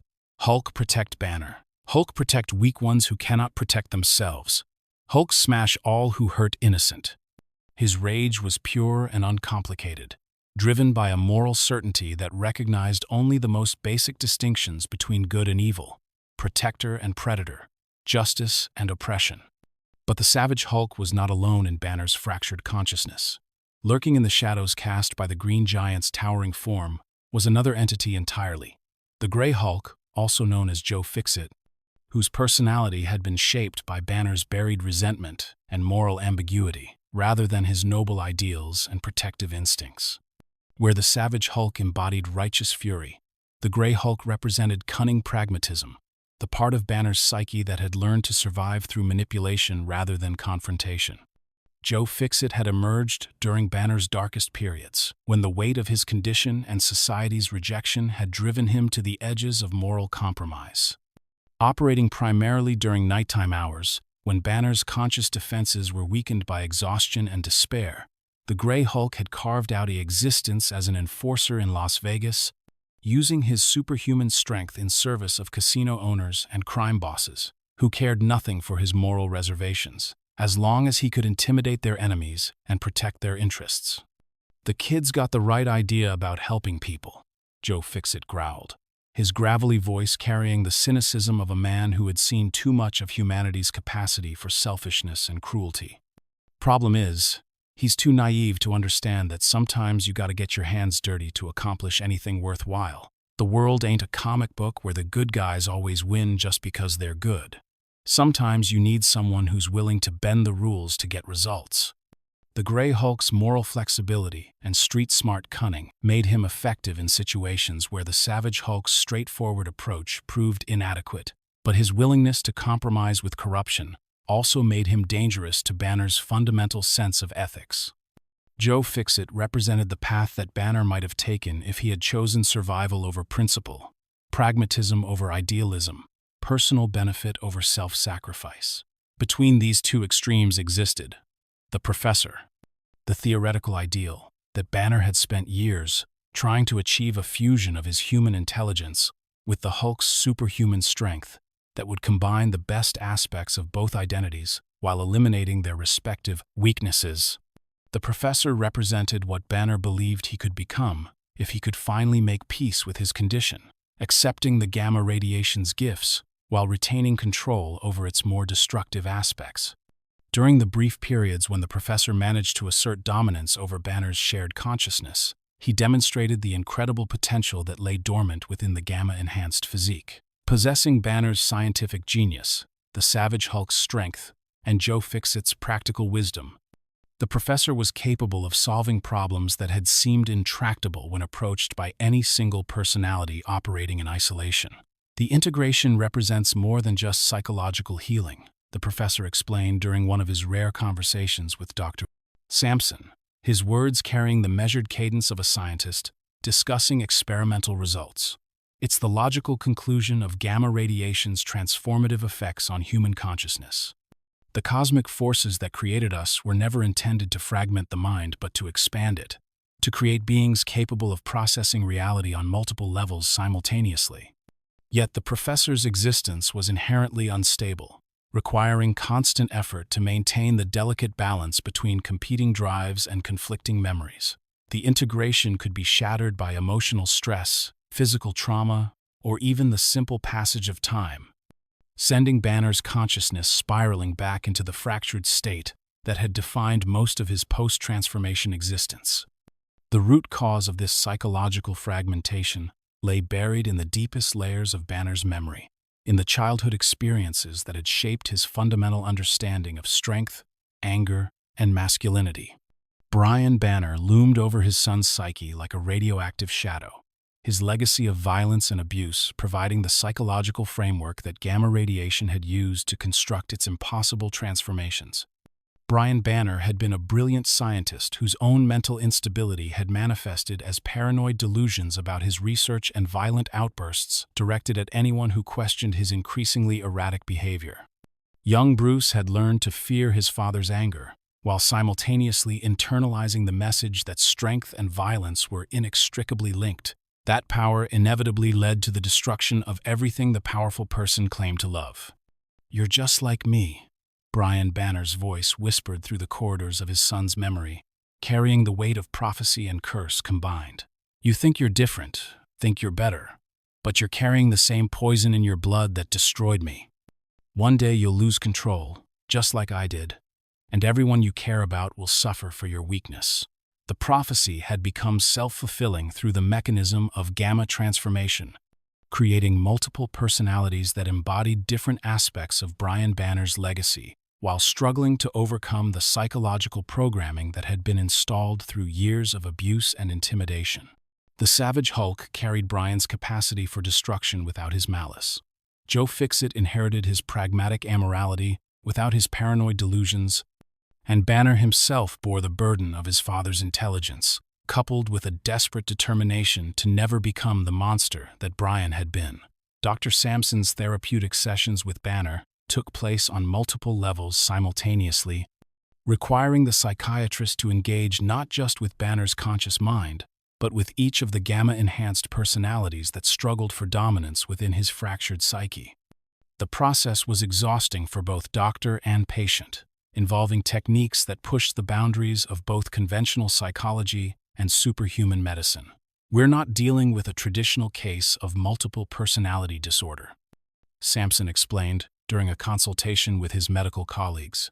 "The gamma radiation has given each personality independent access to physical transformation, creating a situation where psychological conflict can manifest as literal battles between beings of superhuman strength and durability.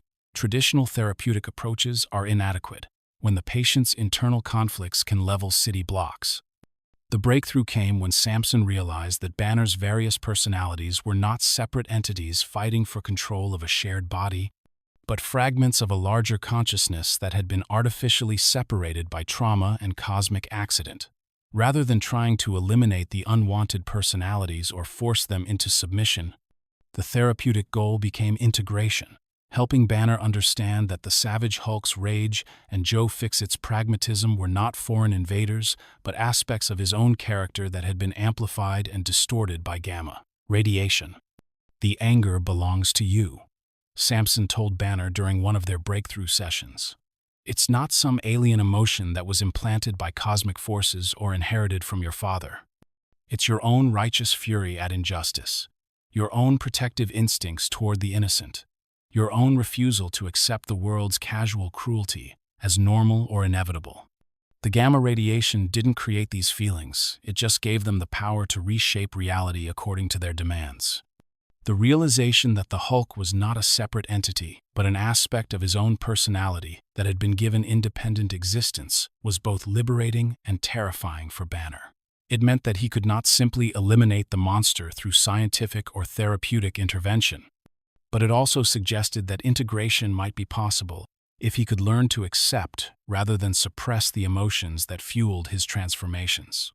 The work of psychological integration proceeded slowly, requiring Banner to confront not just his own buried trauma, but the fundamental assumptions about strength and morality that had been programmed into him during childhood.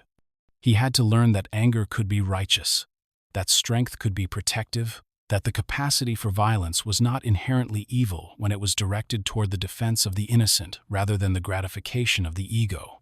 Each successful integration session brought Banner closer to the psychological wholeness that had been shattered by the gamma bomb incident. But the process was neither linear nor permanent. Setbacks were common.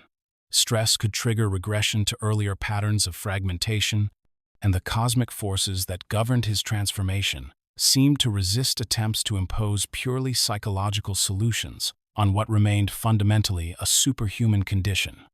The mind shapes the transformation, but the transformation also shapes the mind, Banner observed during one of his journal entries documenting the integration process.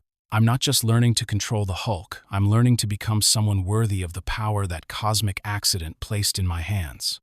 The real question isn't whether I can eliminate the monster, but whether I can become the kind of person who deserves to wield the monster's strength in service of something greater than my own fears. The multiple personalities that inhabited Banner's gamma-enhanced consciousness represented different responses to the fundamental question of how power should be used by those who possessed it. The savage Hulk chose protection through overwhelming force. Joe Fixit selected survival through moral compromise. The professor sought balance through rational integration, and Banner himself struggled to find a path that honored the best aspects of each approach while avoiding the pitfalls that had destroyed his father and threatened to consume him as well. In the end, the mind of Banner remained a battlefield where cosmic forces and human psychology intersected in ways that defied easy explanation or simple resolution. The gamma radiation had not just created a monster, it had created an entire ecosystem of possibilities, each representing a different path toward understanding what it meant to be both human and something more, cursed and blessed, monster and hero in the same impossible body. The integration continued, one breakthrough and one setback at a time, as Banner slowly learned to embrace the totality of his transformed existence, rather than fighting against the aspects of it that society had taught him to fear and suppress. In the hidden chambers beneath Manhattan's most exclusive neighborhoods, where the weight of terrible decisions pressed down like the accumulated sediment of geological ages, 5 of Earth's most brilliant minds gathered around a table that had been carved from meteoric stone and inscribed with symbols that predated human civilization. The Illuminati, a secret cabal of heroes who had taken upon themselves the burden of making choices too difficult for democratic institutions and too dangerous for public knowledge, faced a problem that threatened not just their individual reputations, but the very survival of the planet they had sworn to protect.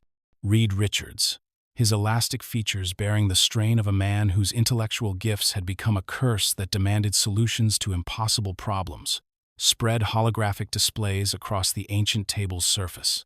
The data told a story of escalating destruction, of a creature whose power seemed to increase with each passing day, and of collateral damage that had reached levels where even the most sophisticated cover-up operations could no longer hide the truth, from a world that was beginning to ask uncomfortable questions about the green giant who left devastation in his wake. The Hulk's latest rampage destroyed 17 city blocks, Richards reported, his voice carrying the clinical detachment of a scientist discussing experimental results rather than human tragedy. 14 deaths, 347 injuries, property damage estimated at $12 billion. And this was during what Banner would classify as a minor incident, triggered by nothing more than a traffic altercation that escalated beyond anyone's ability to de-escalate. Dr. Stephen Strange sat in meditation posture, his consciousness partially detached from the material plane, as he surveyed the mystical currents that flowed around their gathering, like invisible rivers of possibility and consequence. The Sorcerer Supreme had witnessed the birth and death of civilizations, had stood against cosmic threats that could unmake reality with casual thought. Yet the problem of Bruce Banner presented challenges that transcended both magical and scientific understanding. The mystic forces that govern his transformations are becoming increasingly unstable, strange intoned, his words carrying harmonics that seem to vibrate through dimensions beyond mortal perception. Each metamorphosis tears larger holes in the fabric that separates our reality from realms where the laws of physics operate according to entirely different principles. If this degradation continues, we risk creating permanent breaches that would allow entities like Dormammu or Shuma-Gorath direct access to our dimension. Tony Stark's armor hummed with barely contained technological fury, as diagnostic systems continued their endless analysis of the Hulk problem, processing terabytes of data through algorithms that had been designed to find solutions where none seemed to exist. The billionaire inventor had spent months developing containment protocols, sedative delivery systems, and neural inhibitors that might prevent Banner's transformations, but every approach had failed when confronted with the cosmic forces that governed the gamma-enhanced physiology. "I've run every simulation, considered every variable, and the mathematics are unforgiving," Stark declared, his voice filtered through electronic systems that somehow managed to convey both regret and determination. "Banner's condition is deteriorating rather than stabilizing. The psychological integration work with Doc Samson has actually made the problem worse by giving him greater conscious access to the Hulk's power. We're not dealing with a man who occasionally transforms into a monster. We're dealing with a walking nuclear weapon that's becoming increasingly unstable." Black Bolt of the Inhumans remained silent, as was his nature, but his presence at the table carried the weight of a man whose voice could shatter planets and whose kingdom had survived for millennia by making hard choices about the greater good. The Inhuman King understood better than most that power carried responsibility not just to use force wisely, but to recognize when that force had become too dangerous to remain uncontained. Namor the Submariner shifted restlessly in his chair, his dual nature as both surface world ally and Atlantean king, leaving him perpetually torn between loyalty to individual heroes and responsibility to the global community.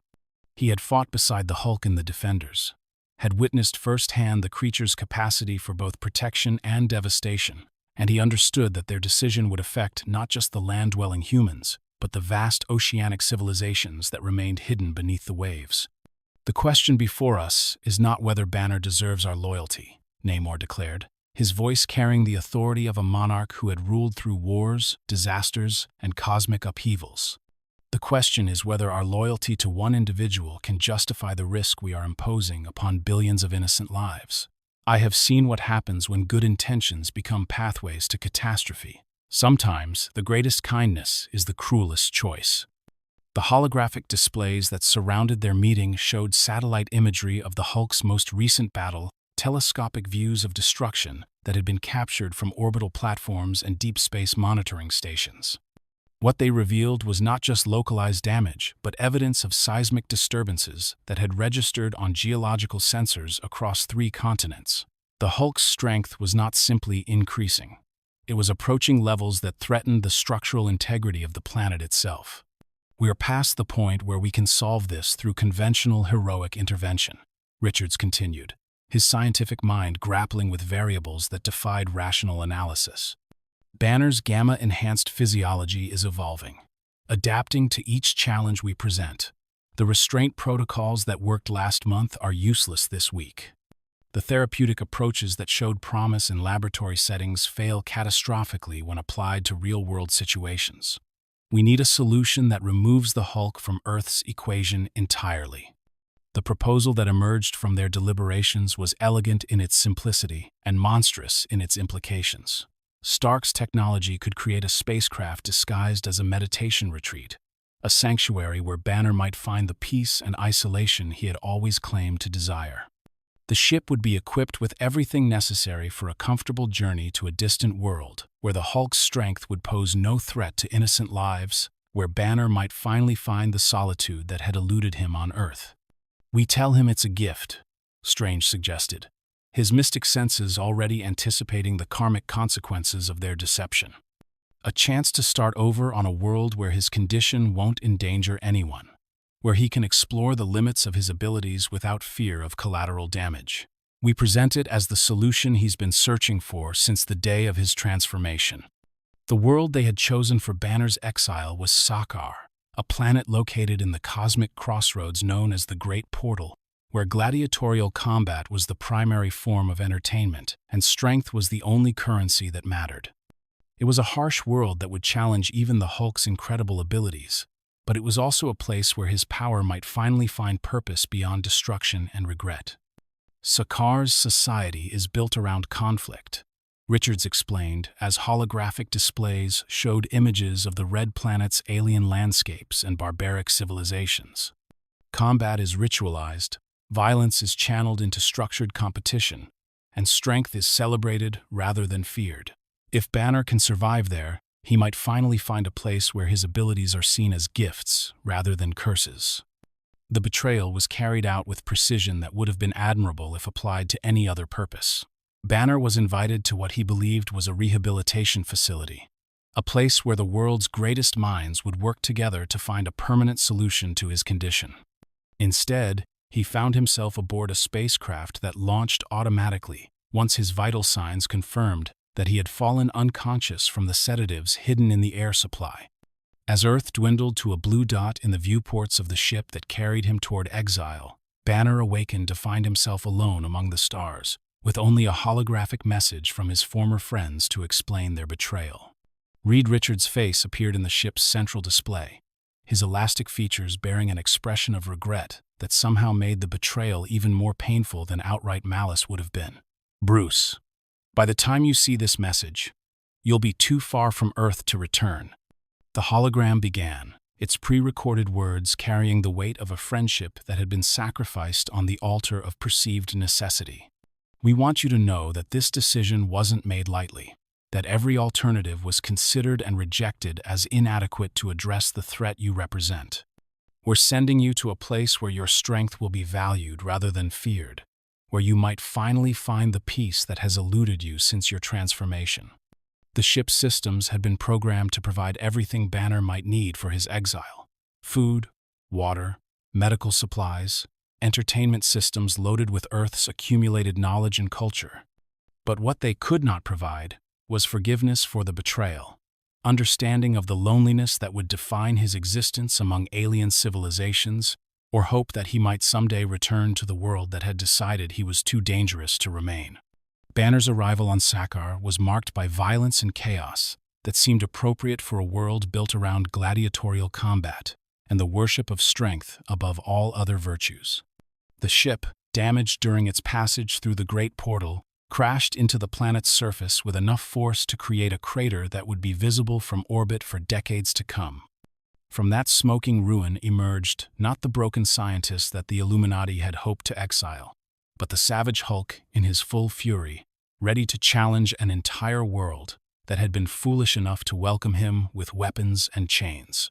The gladiator pits of Sakaar had seen countless champions rise and fall, warriors from across the galaxy who had proven their worth through combat against creatures that existed beyond the nightmares of civilized worlds.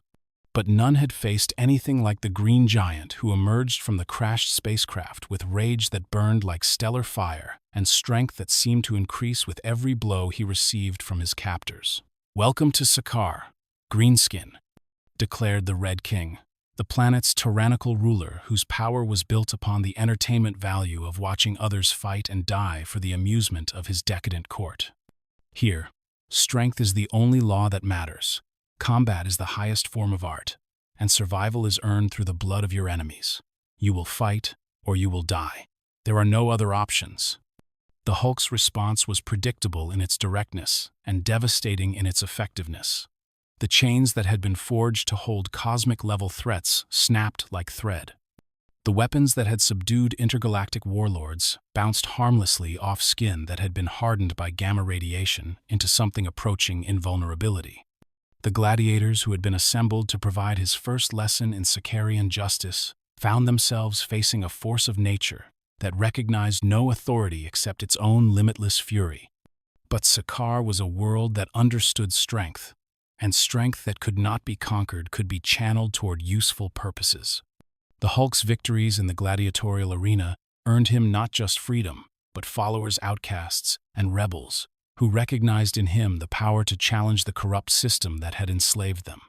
Slowly, inexorably, the green giant who had been exiled as Earth's greatest threat began to transform into Sakaar's greatest hope for liberation. The warbound emerged from the ranks of gladiators who had fought beside the Hulk and survived the experience. Korg, the Cronin whose rock-like physiology made him nearly as durable as the Hulk himself.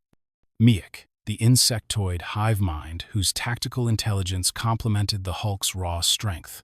Heroim, the shadow priest whose spiritual disciplines helped focus the team's efforts toward goals beyond mere survival. "You are more than strength made manifest," Heroim told the Hulk during one of their quieter moments between battles. "You are the prophet of change, the harbinger of a new age where the strong protect the weak rather than exploit them." Sakaar has waited centuries for someone who could challenge the old ways and forge new paths toward justice. The revolution that followed was unlike anything in Sakaarian history, not just because of the overwhelming force that the Hulk brought to bear against the Red King's armies, but because of the way that force was directed toward liberation rather than conquest. The Green Giant, who had been feared and exiled by Earth's greatest heroes, became Sakaar's greatest champion, a liberator who used his incredible strength to shatter the chains that had bound entire civilizations to servitude and despair. The transformation of the Hulk, from gladiator to general to king, was gradual but inexorable, driven by the recognition that his strength could serve purposes beyond personal survival or random destruction. For the first time since his exile from the Avengers, Banner found himself surrounded by people who valued his abilities rather than fearing them, who saw his transformations as gifts to be celebrated rather than curses to be contained. Yet even as the Hulk built a new life among the red rocks and alien skies of Sakaar, the seeds of future tragedy were already being planted by forces beyond his control. The ship that had brought him to his exile contained systems that had been damaged during the journey through the Great Portal, technological components that would eventually fail in ways that no one could predict or prevent. And in the growing happiness that the Hulk found in his role as Sakaar's liberator and protector, in the love he discovered with Kyera, the Old Strong, and in the hope that perhaps exile might become home, cosmic forces were already preparing the next act, in a tragedy that would span worlds and reshape the very foundations of heroism itself. The ship descended through Earth's atmosphere like a falling star filled with vengeance, its hull scarred by the journey across cosmic distances, and its cargo bay loaded with the accumulated fury of betrayal, transformed into purpose. As the vessel's retro thrusters engaged over the familiar skyline of New York City, every monitoring station and satellite array on the planet registered the arrival of something that had once been cast out, but had now returned with power beyond anything that had departed years before. From the smoking crater in Madison Square Garden emerged not the broken exile that the Illuminati had hoped their betrayal would create, but something far more dangerous than the primitive creature they had feared. The Hulk transformed by loss into an instrument of justice that recognized no distinction between collateral damage and necessary consequence. Behind him marched the warbound, alien warriors whose loyalty had been forged in the gladiatorial pits of Sakaar and tempered by the revolution that had liberated an entire world from tyranny. "We have returned," the Hulk declared, his voice carrying across the city with the weight of tectonic forces and the authority of a king who had ruled through strength but governed through wisdom. "Those who betrayed Banner, who sent Hulk away from home, will face judgment. Those who stand with the betrayers will share their fate. Those who stand aside will be spared. There will be no negotiation, no mercy for the guilty, no quarter for those who would repeat the sins of the past." The message was broadcast across every communication network on Earth, carried by satellites and fiber optic cables to every corner of a world that had forgotten what true power looked like when it was focused through the lens of righteous anger. This was not the random destruction of the Savage Hulk or the moral ambiguity of Joe Fixit, but something new and terrifying Intelligence and strength united in service of a cause that transcended personal vendetta to become cosmic justice made manifest. Reed Richards received the ultimatum in his laboratory, deep within the Baxter Building, surrounded by instruments that had been designed to probe the fundamental structure of reality, but which seemed laughably inadequate when confronted with the approaching storm of retribution. The holographic displays that filled his workspace showed seismic readings that registered the Hulk's footsteps from dozens of miles away, energy signatures that suggested power levels beyond anything previously recorded, and trajectory analyses that confirmed what he had already known. With scientific certainty, the Hulk was coming for him, and no force on Earth could stop what was about to unfold. "Sue, get the children to the negative zone," Richards commanded, his elastic features stretching with the stress of a man who had spent his life solving impossible problems, but had finally encountered one that defied solution. This isn't a battle we can win through scientific method or tactical superiority. This is Judgment Day for decisions we made in the name of the greater good, and I'm not certain that our justifications will prove adequate when weighed against the consequences of our actions. The Fantastic Four's force fields and flame powers proved pitifully inadequate against a creature whose strength had been amplified not just by gamma radiation, but by the righteous fury of someone who had lost everything due to the betrayal of those he had trusted. Reed's elastic body stretched to its absolute limits as he attempted to contain the Hulk's assault, while Johnny Storm's flames burned hot enough to melt steel, but could not even singe skin that had been hardened by cosmic forces and tempered by the grief of planetary destruction. "You sent Hulk away," the Green Giant declared as he methodically dismantled the defensive systems that had been designed to protect the Baxter Building from cosmic-level threats. "You took Hulk from home, from friends, from life Banner tried to build. You destroyed Sakaar, killed Kyera, murdered Hulk's unborn child. For this, there will be payment and suffering equal to what was inflicted." The accusation struck Richards like a physical blow, for the ship's automated systems had indeed contained a flaw that had led to the explosion that destroyed Sakaar's capital city and everything the Hulk had built there. The technological marvel that was meant to be a gift had become a weapon of mass destruction, killing millions of innocents and transforming the Hulk's exile into a genocide that would haunt him for the rest of his existence. "Bruce, please," Richards pleaded, his scientific mind racing through calculations that all led to the same inevitable conclusion. "We never intended for Sakaar to be destroyed. The ship's systems were damaged during transit through the Great Portal. What happened to your people, to Kyera, was an accident, not malice. We're guilty of betrayal, but not of murder." The distinction proved meaningless to a creature whose world had been reduced to radioactive ash and whose wife lay buried beneath the ruins of what should have been their eternal home. The Hulk's response was swift and decisive. Reed Richards found himself stretched across the New York skyline like a human suspension bridge, his elastic body serving as a living demonstration of what happened to those who tried to justify the unjustifiable through appeals to scientific objectivity and greater good. Dr. Strange's Sanctum Sanctorum proved no more resistant to the Hulk's assault than conventional architecture had been, its mystic defenses crumbling before a rage that burned with the intensity of stellar collapse. The Sorcerer Supreme attempted to contain the Green Giant within dimensional barriers that had held cosmic entities like Dormammu at bay. But the Hulk's fury seemed to exist on multiple planes simultaneously, shattering reality itself through the simple expedient of refusing to accept limitations imposed by beings who had proven themselves unworthy of trust. "By the hoary hosts of Hoggoth, what have we unleashed?" Strange whispered as his most powerful containment spells collapsed like tissue paper before the Hulk's advance. The mystic energies that flowed around the creature were unlike anything in the Sorcerer Supreme's vast experience. They carried traces of otherworldly grief, alien justice, and a determination that seemed to tap directly into the fundamental forces that governed cosmic balance between action and consequence. The battle raged through the mirror dimension, where Strange attempted to trap the Hulk in a realm where his strength would be meaningless against the laws of symbolic logic and mystical mathematics. But grief and rage proved more powerful than abstract principles, and the Hulk's fury burned through the dimensional barriers like acid through parchment, leaving Strange broken and humbled in the ruins of powers that had seemed absolute, until tested against the simple proposition that betrayal must be answered with retribution. Tony Stark's confrontation with the Hulk took place in the heart of Manhattan, where the billionaire inventor had assembled every suit of armor in his considerable arsenal into a technological army designed to overwhelm even the Green Giant's incredible strength through sheer numerical superiority and coordinated tactical deployment.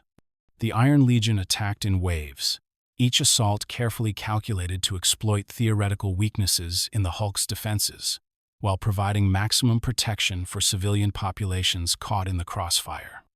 "I've run the simulations 1,000 times," Stark declared through his armor's external speakers, his voice carrying both determination and desperation. "I know exactly how strong you are, how fast you can move, how much punishment you can absorb. I've built these systems specifically to counter your abilities, using everything I learned during our years of partnership. This ends here, Bruce. This ends now."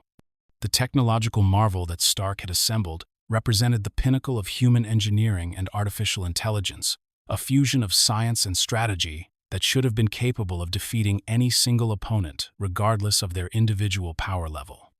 But the Hulk that emerged from Sakaar was not the same creature that had departed Earth years before. He was stronger, smarter, and driven by a purpose that transcended personal survival to become something approaching divine wrath. One by one, the Iron Legion fell before the Hulk's assault, their sophisticated targeting systems and defensive protocols proving inadequate against a creature that seemed to exist beyond the normal parameters of physical law. Stark himself lasted longer than his automated forces, his personal armor enhanced with every technological advantage that unlimited resources and genius-level intellect could provide. But even he eventually found himself buried beneath the rubble of his own hubris. "You were friend," the Hulk said as he pulled Stark from the wreckage of the most advanced suit of armor ever constructed. "Banner trusted you, respected your mind, believed in your desire to protect innocent people. You betrayed that trust, sent Hulk away to die alone on alien world. For this betrayal, you will live with knowledge of what your fear and arrogance cost the universe." The confrontation with Black Bolt of the Inhumans tested the very limits of what Earth's surface could endure, for the Inhuman King's voice carried enough power to shatter moons, and his presence commanded forces that operated beyond conventional understanding of physics or biology. The battle took place in the ruins of the lunar city of Atalan, where the Inhuman royal family had retreated in the hope that distance from Earth might provide some protection from the Hulk's vengeance. But space offered no sanctuary from grief transformed into cosmic force, and Black Bolt's legendary voice, capable of destroying planets with a whisper, proved inadequate against a creature whose rage had been amplified by loss beyond mortal comprehension. The Inhuman King's most powerful vocal assault merely annoyed the Hulk, while his attempts at royal diplomacy fell on ears that had heard too many excuses from beings who claimed good intentions while perpetrating acts of cosmic evil. "Your silence speaks louder than your voice ever could," the Hulk declared, as he held the unconscious form of the Inhuman King above his head, like a trophy won through superior strength and moral certainty. "You sit in judgment of others, while your own actions bring destruction to innocent worlds. Your hypocrisy ends here, along with your pretense of moral authority." Throughout these battles, the heroes of Earth watched in horror as their greatest champions fell one by one before the Hulk's seemingly limitless fury. The Avengers, the X-Men, the Fantastic Four, every superhuman organization on the planet, mobilized to stop what they perceived as an invasion by a creature that had been transformed by exile into something beyond heroic recognition. But the Hulk's war was not against heroism itself, only against those specific individuals whose betrayal had led to genocide and personal loss beyond measurement. He fought with precision that spared innocent lives, while delivering overwhelming force against those who had earned his vengeance through their own choices and actions. Civilians were evacuated before battles began, non-combatants were protected from collateral damage, and even his enemies were shown mercy once they had been defeated and proven incapable of further resistance. "This is not conquest," the Hulk explained to the assembled heroes who had gathered to make their final stand against his rampage. "This is justice." Banner was sent away by those he trusted, Sakaar was destroyed by technology, meant to imprison rather than transport. Millions died because of fear and arrogance disguised as wisdom.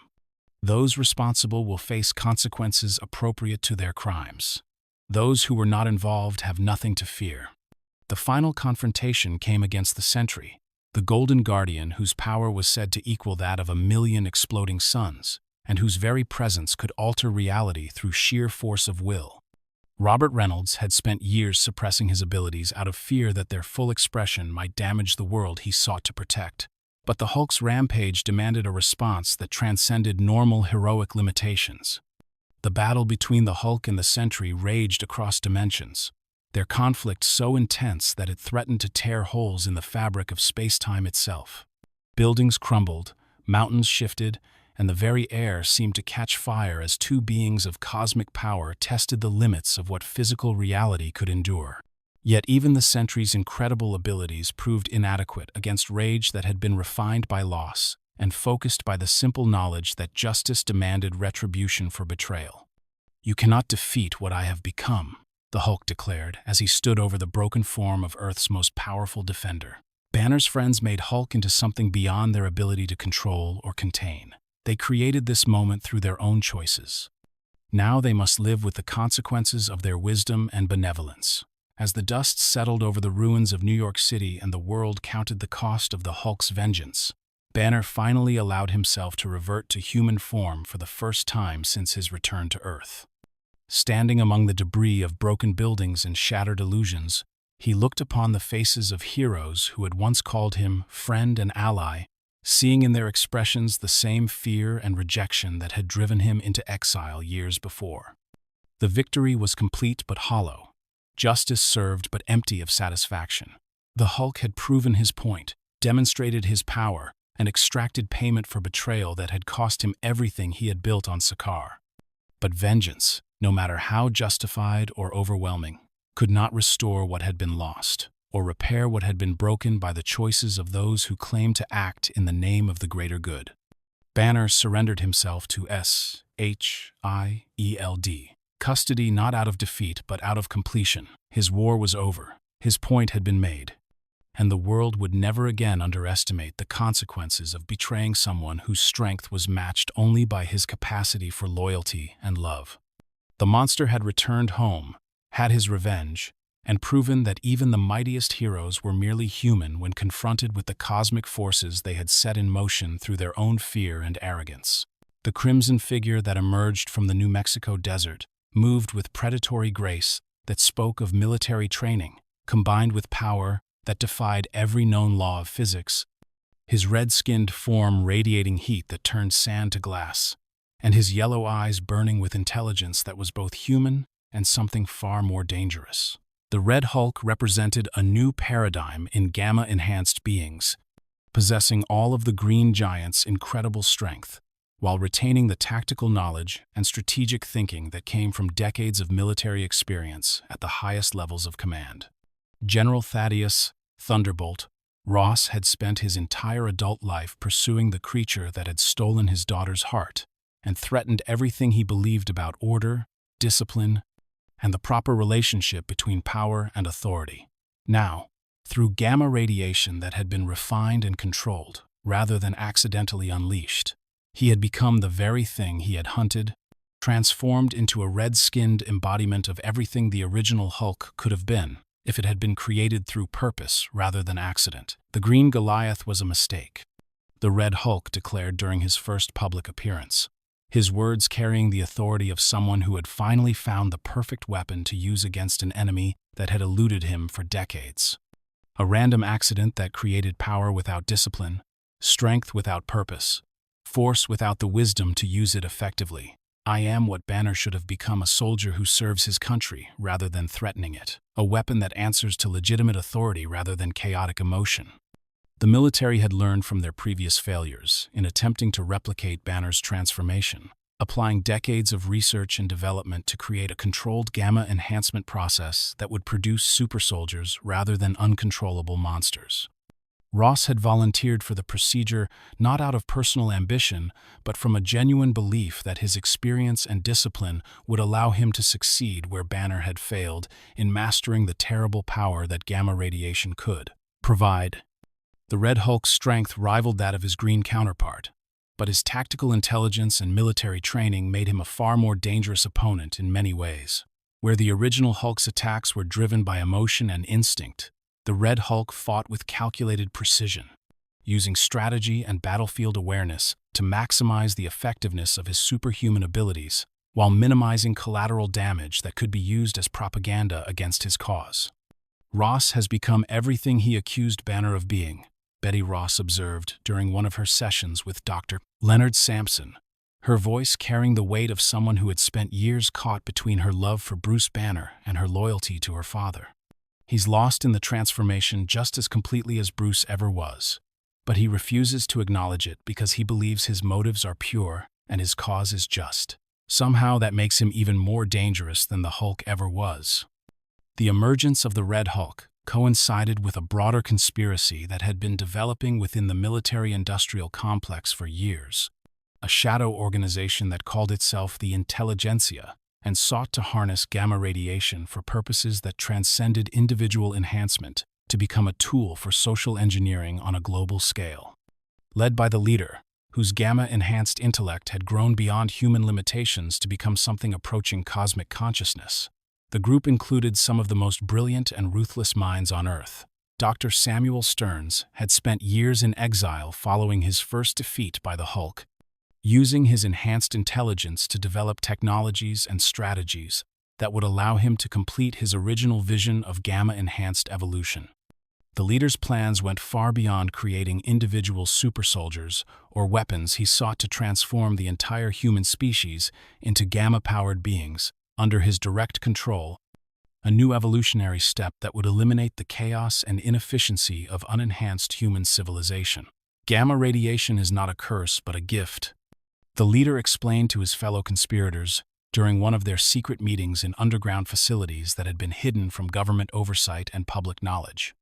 It represents the next stage in human development, the transformation of Homo sapiens into something more efficient, more powerful, more capable of rational thought and effective action. The only tragedy is that its benefits have been limited to a handful of individuals rather than being shared with the entire species. The Intelligentsia's membership included some of the most dangerous minds on Earth, each contributing unique expertise to their shared goal of gamma-powered transformation. MODOK provided advanced computational abilities and strategic planning that went beyond human limitations. The Mad Thinker offered mechanical genius and robotic technologies that could support their operations without requiring human oversight. Dr. Doom lent his expertise in combining science with mysticism, while Wizard contributed his knowledge of anti-gravity technology and energy manipulation. "We are not conquerors but liberators," Doom declared during one of their planning sessions, his metallic voice carrying the authority of someone who had ruled nations and commanded cosmic forces.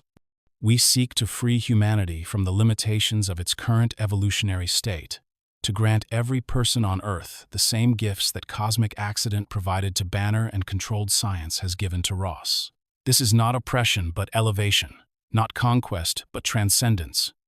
The conspiracy that had created the Red Hulk extended far beyond simple military enhancement, involving the systematic manipulation of gamma-powered individuals for purposes that went beyond anything the original participants had understood.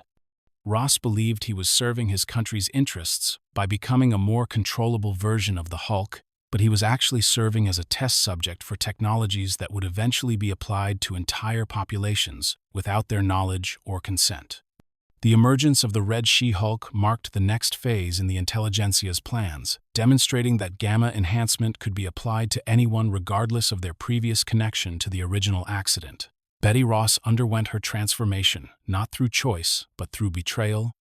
Her father using her as an unwilling test subject to prove that the controlled gamma process could produce results superior to the random accident that had created her cousin Jennifer's powers. "What they've done to me is monstrous," Betty declared during her first moments of consciousness as the Red She-Hulk, her voice carrying both rage and despair at the violation of her autonomy and identity.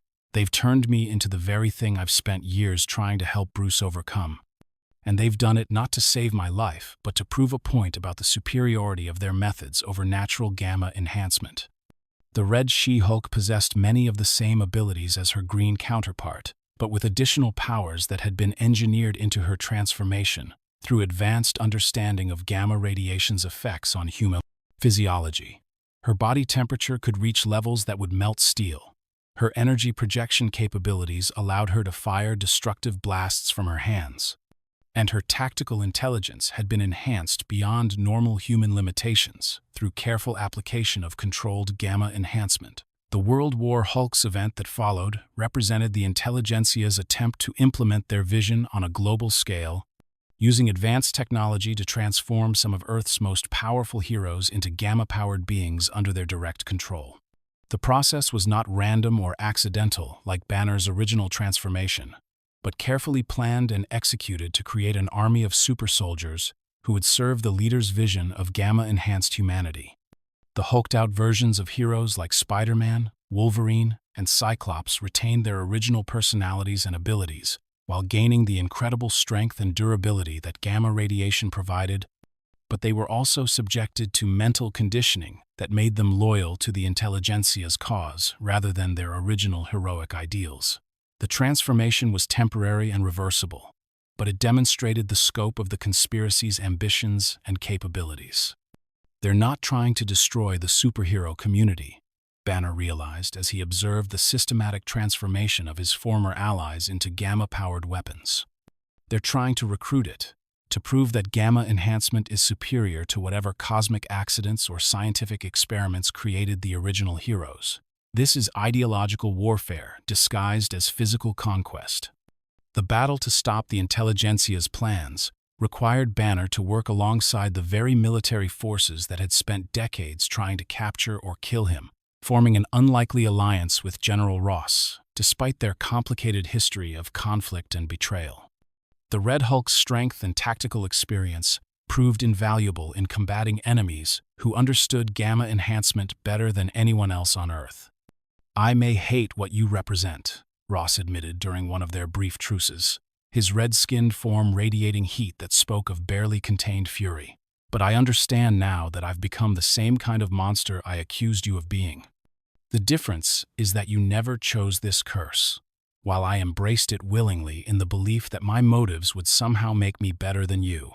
The revelation that Ross himself was the Red Hulk came as a shock to everyone who had known him as the relentless pursuer of the Green Giant, but it also explained many of the inconsistencies and mysteries that had surrounded the red-skinned creature's appearances. Ross had been hunting himself as much as Banner, driven by the same self-loathing and fear of his own power that had tormented his daughter's lover for years. "The irony is perfect," Banner observed as he watched Ross struggle with the same issues of control and identity that had defined his own existence since the Gamma Bomb incident. "You spent years telling me that I was a threat to everything you held sacred, that my lack of control made me unfit to exist in civilized society. Now you understand what it feels like to carry that kind of power without being certain you can control it when it matters most." The final confrontation with the intelligentsia took place in underground facilities that had been hidden beneath major population centers, where the conspiracy had built gamma enhancement chambers capable of transforming entire cities into hulked-out versions of their former selves. The leader's vision of forced evolution was within reach, requiring only the activation of systems that would flood the atmosphere with gamma radiation refined to produce compliant super soldiers rather than independent monsters. "This is the future," the leader declared, as his enlarged cranium pulsed with energies that seemed to warp space-time around his grotesque form. "A world where every human being possesses the strength to defend themselves, the durability to survive catastrophes, and the enhanced intelligence to make rational decisions based on logic rather than emotion. We offer transcendence to a species that has grown too weak and divided to survive in a universe filled with cosmic threats."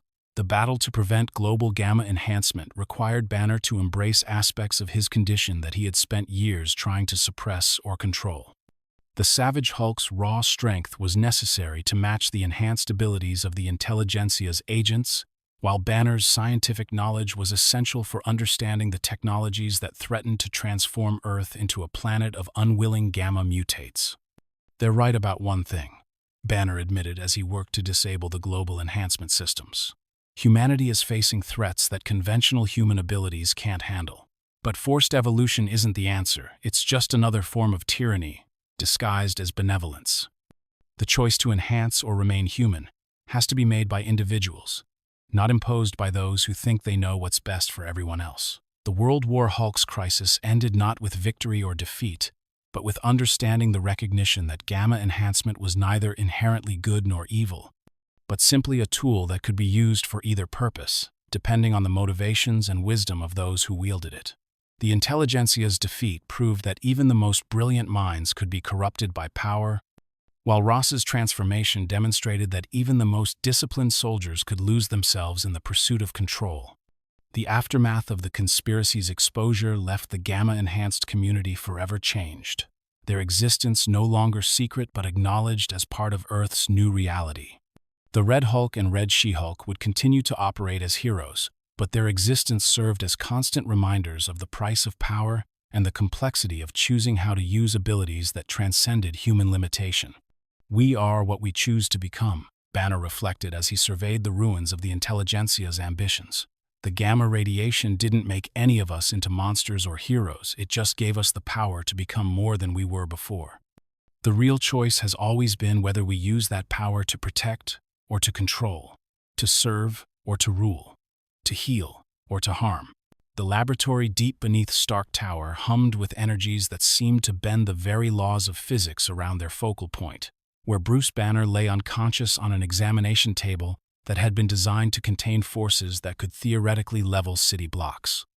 Tony Stark worked with fevered intensity over arrays of instruments that represented the bleeding edge of human technology, his hands steady despite the magnitude of what he was attempting to accomplish through the marriage of gamma radiation and extremis enhancement.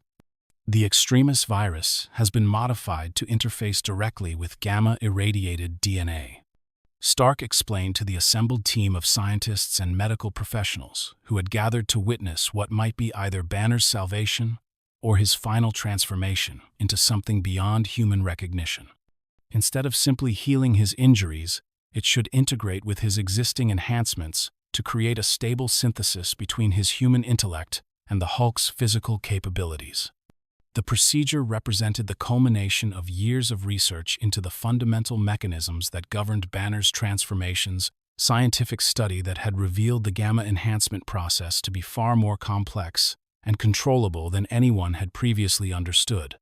Stark's technological genius, combined with data gathered from the Red Hulk incident and the Intelligentsia's experiments, had yielded insights that promised to finally resolve the central conflict of Banner's existence. Reed Richards monitored the biological changes through instruments that could track cellular modification in real time, his elastic features stretched with concentration, as he observed transformation occurring at the molecular level. "The extremis integration is proceeding exactly as predicted," he reported, his voice carrying both excitement and apprehension. "Banner's gamma-enhanced physiology is accepting the technological enhancement without rejection, creating unprecedented synthesis between biological and artificial systems." When Banner awakened from the procedure, the change was immediately apparent to everyone in the laboratory.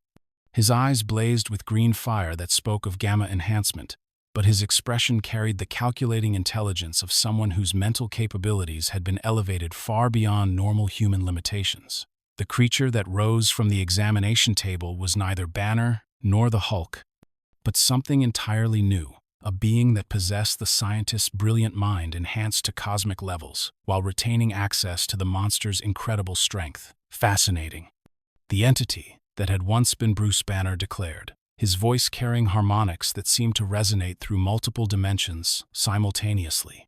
"I can perceive the quantum foundations of reality itself, see the mathematical structures that govern physical law, understand the cosmic forces that shaped my transformation in ways that my previous intellect could never have comprehended.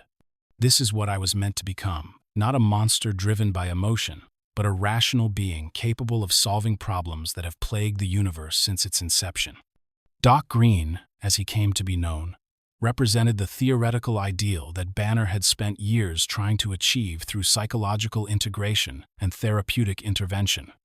But the reality of his new existence proved far more complex and troubling than anyone had anticipated.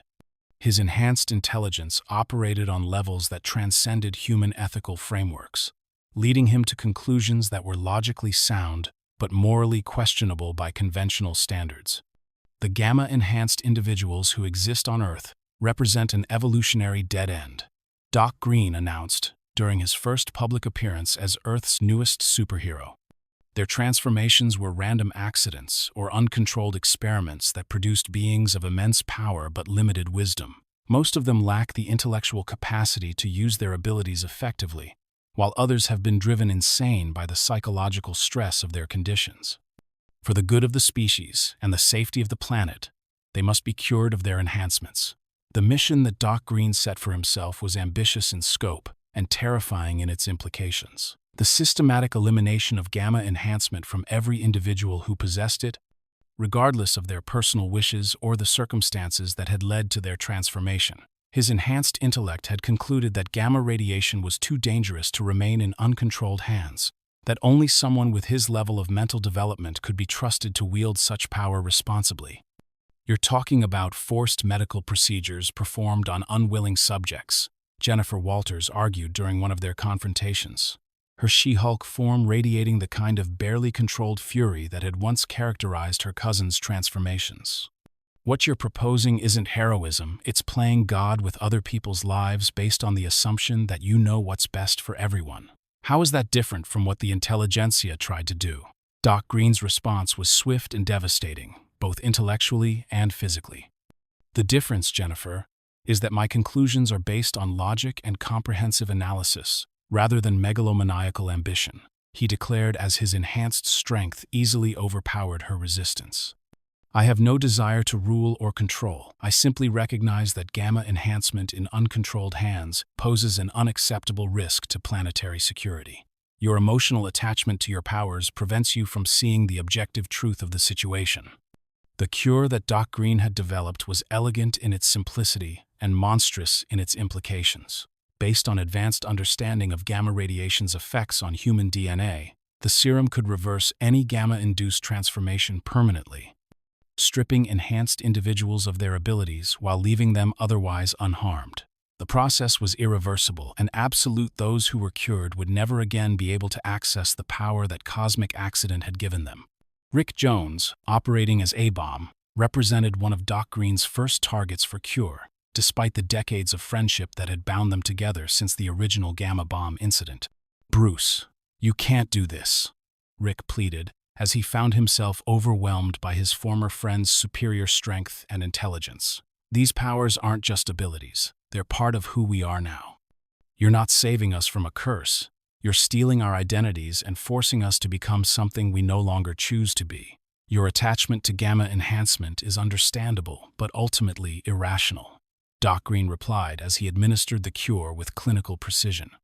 "You've confused the accidents that transformed you with essential aspects of your identity, but your true self exists independent of cosmic radiation and genetic modification.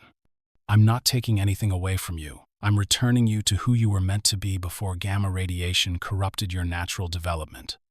The ethical implications of Doc Green's mission created fractures within the superhero community that went beyond simple disagreement about methodology to fundamental questions about autonomy, identity, and the right to make decisions about one's own existence.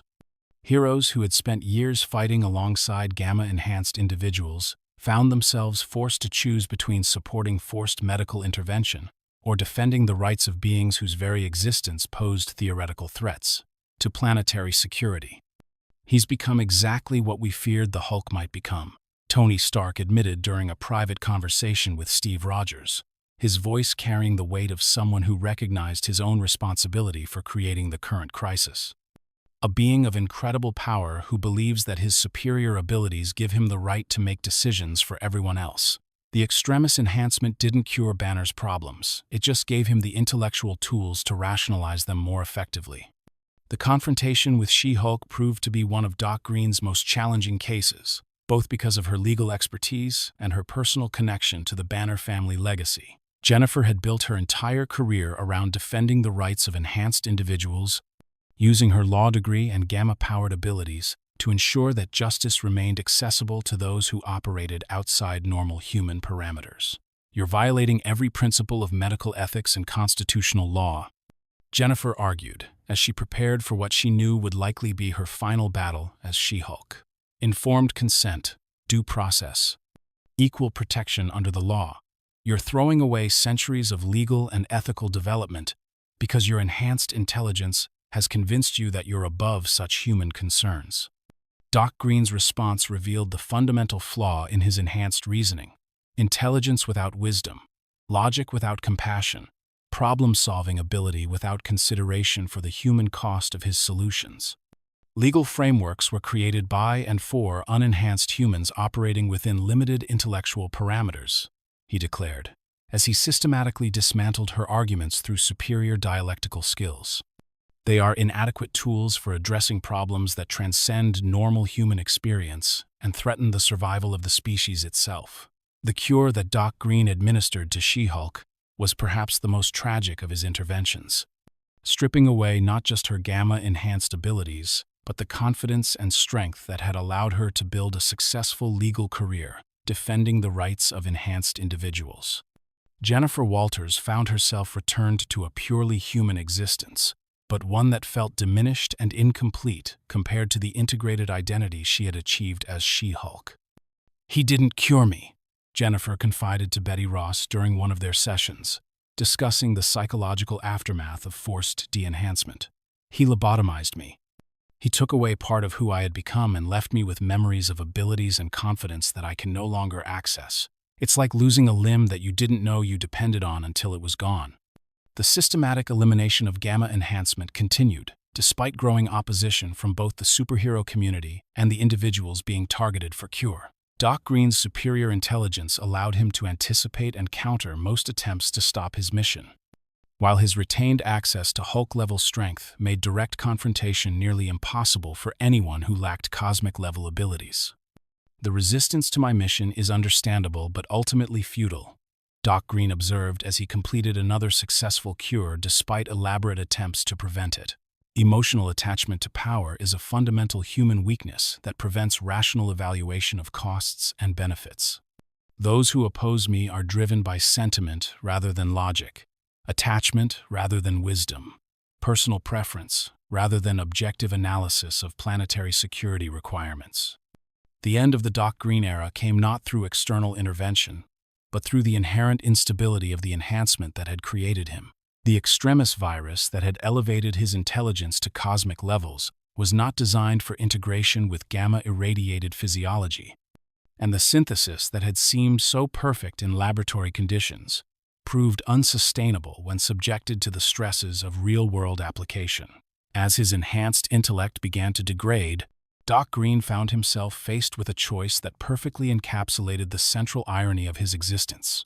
He could attempt to maintain his superior abilities through increasingly dangerous experimentation, or he could accept the return to his previous state of fractured identity and uncontrolled transformation.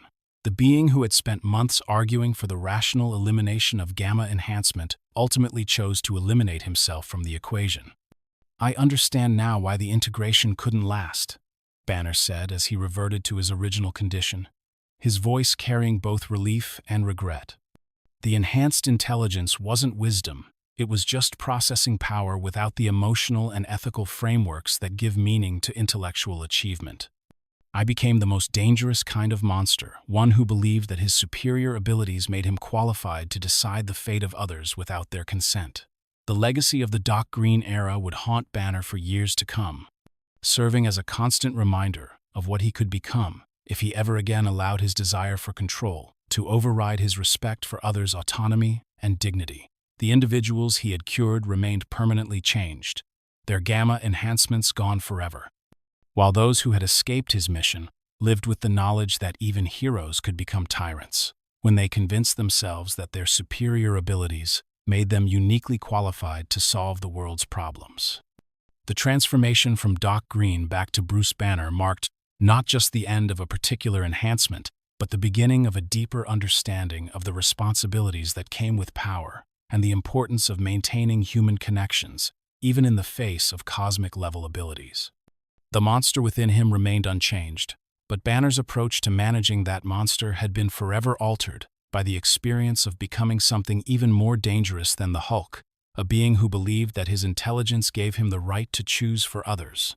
In the cursed hours after midnight, when the boundary between life and death grew thin as gossamer and the laws of physics bent before forces that predated human understanding, Bruce Banner died for the 7th time in as many months. The bullets that tore through his human form carried more than lead and gunpowder. They bore the accumulated malice of a world that had finally grown tired of pretending that monsters could be reformed, that curses could be managed, that some problems had solutions more elegant than permanent elimination. But death, that most final of human experiences, had become merely an inconvenience for a man whose connection to gamma radiation transcended the normal boundaries between existence and oblivion. As Banner's lifeless body lay cooling in the morgue of County General Hospital, cosmic forces stirred in dimensions where mathematics took on predatory characteristics, and geometry served appetites that had been hungry since before the first star ignited in the primordial darkness. The resurrection began at sunset, when the failing light triggered transformations that operated according to rules written in languages that had never known human tongues. Banner's corpse convulsed with energies that seemed to flow backward through time, rewriting the moments of his death until they became merely another failed attempt to contain something that existed beyond mortal limitation. Flesh knitted itself together with the wet sounds of cosmic surgery.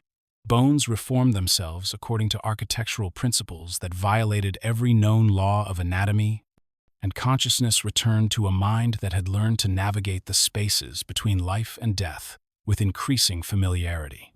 Death is not the opposite of life, the creature that emerged from the morgue declared, its voice carrying harmonics that seemed to resonate through the foundation stones of reality itself.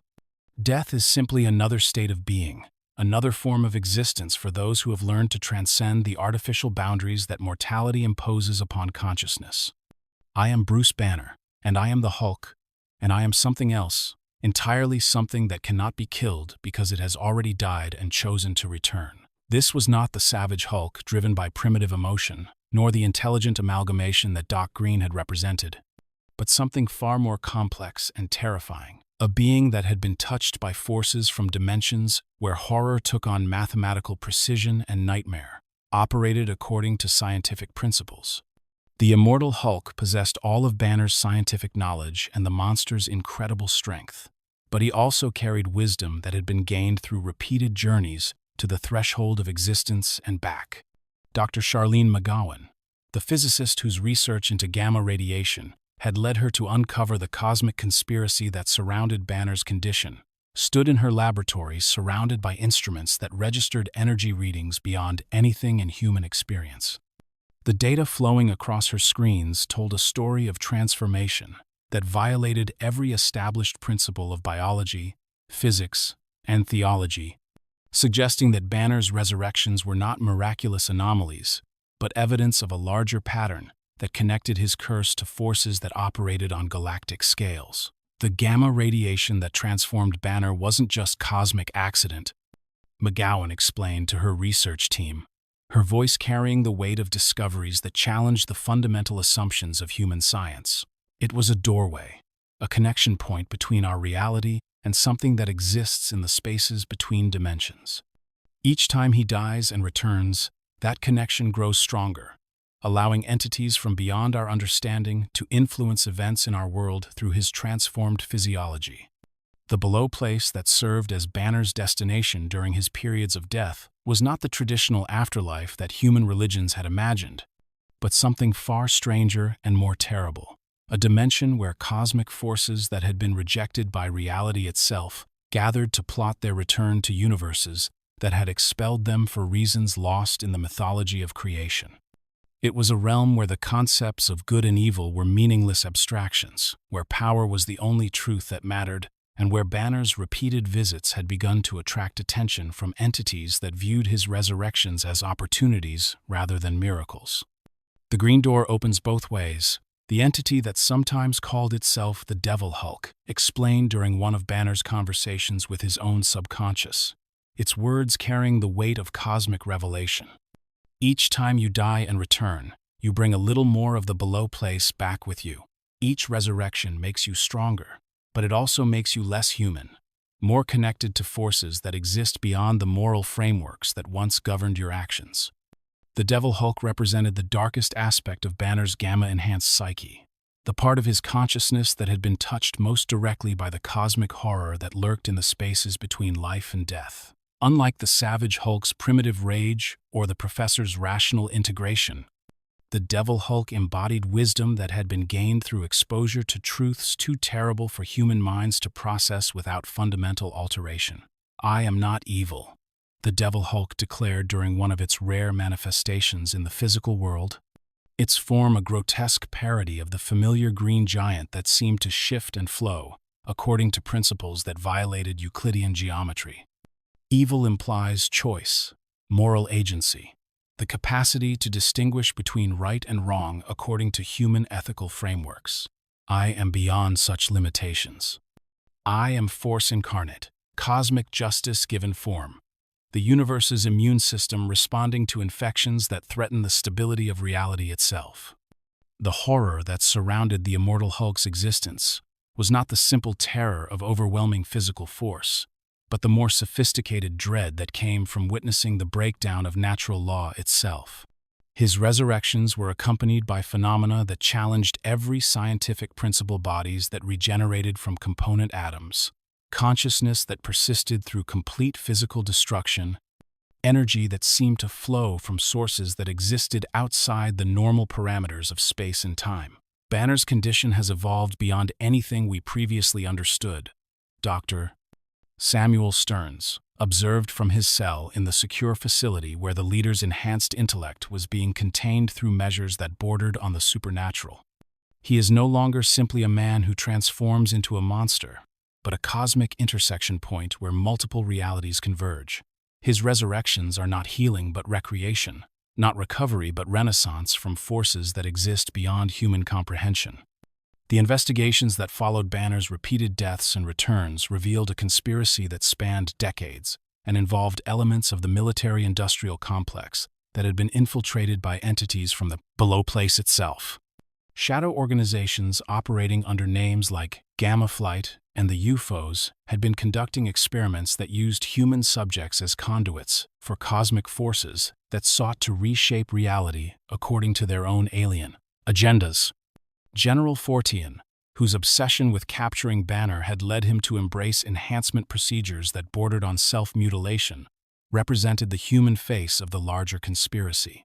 His transformation into a gamma-powered creature, driven by hatred and military discipline, had been guided by influences from the below place that recognized his potential value as an agent in their campaign to reshape human civilization, according to principles that placed power above all other considerations. Banner thinks he's fighting to protect humanity, Fortean declared during one of his confrontations with the immortal Hulk, his scarred features bearing evidence of enhancement procedures that had pushed human physiology beyond its normal limitations. But he's actually serving as a gateway for forces that want to remake our entire species in their own image. Every time he dies and comes back, he makes it easier for them to influence events in our world. He's not a hero, he's patient zero in a cosmic infection that threatens everything we understand about reality. The battles between the immortal Hulk and Fortean's gamma-enhanced forces took place across landscapes that seemed to shift and change in response to the cosmic energies being unleashed, where the very air crackled with radiation that rewrote the laws of physics in real time. These were not simply physical confrontations, but metaphysical conflicts that determined which version of reality would remain stable when the fighting ended. The town of Middletown served as ground zero for the larger conflict. Its population transformed into unwilling participants in experiments that tested the limits of human tolerance for gamma enhancement. The residents found themselves caught between competing visions of what humanity should become.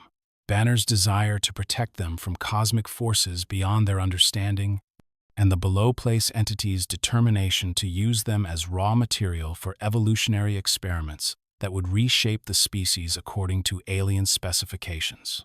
We're not fighting for territory or resources, Banner realized as he surveyed the devastation that had consumed yet another community caught in the crossfire of his existence. We're fighting for the right to define what it means to be human in a universe where humanity is just one species among countless others, most of whom view us as either irrelevant or expendable.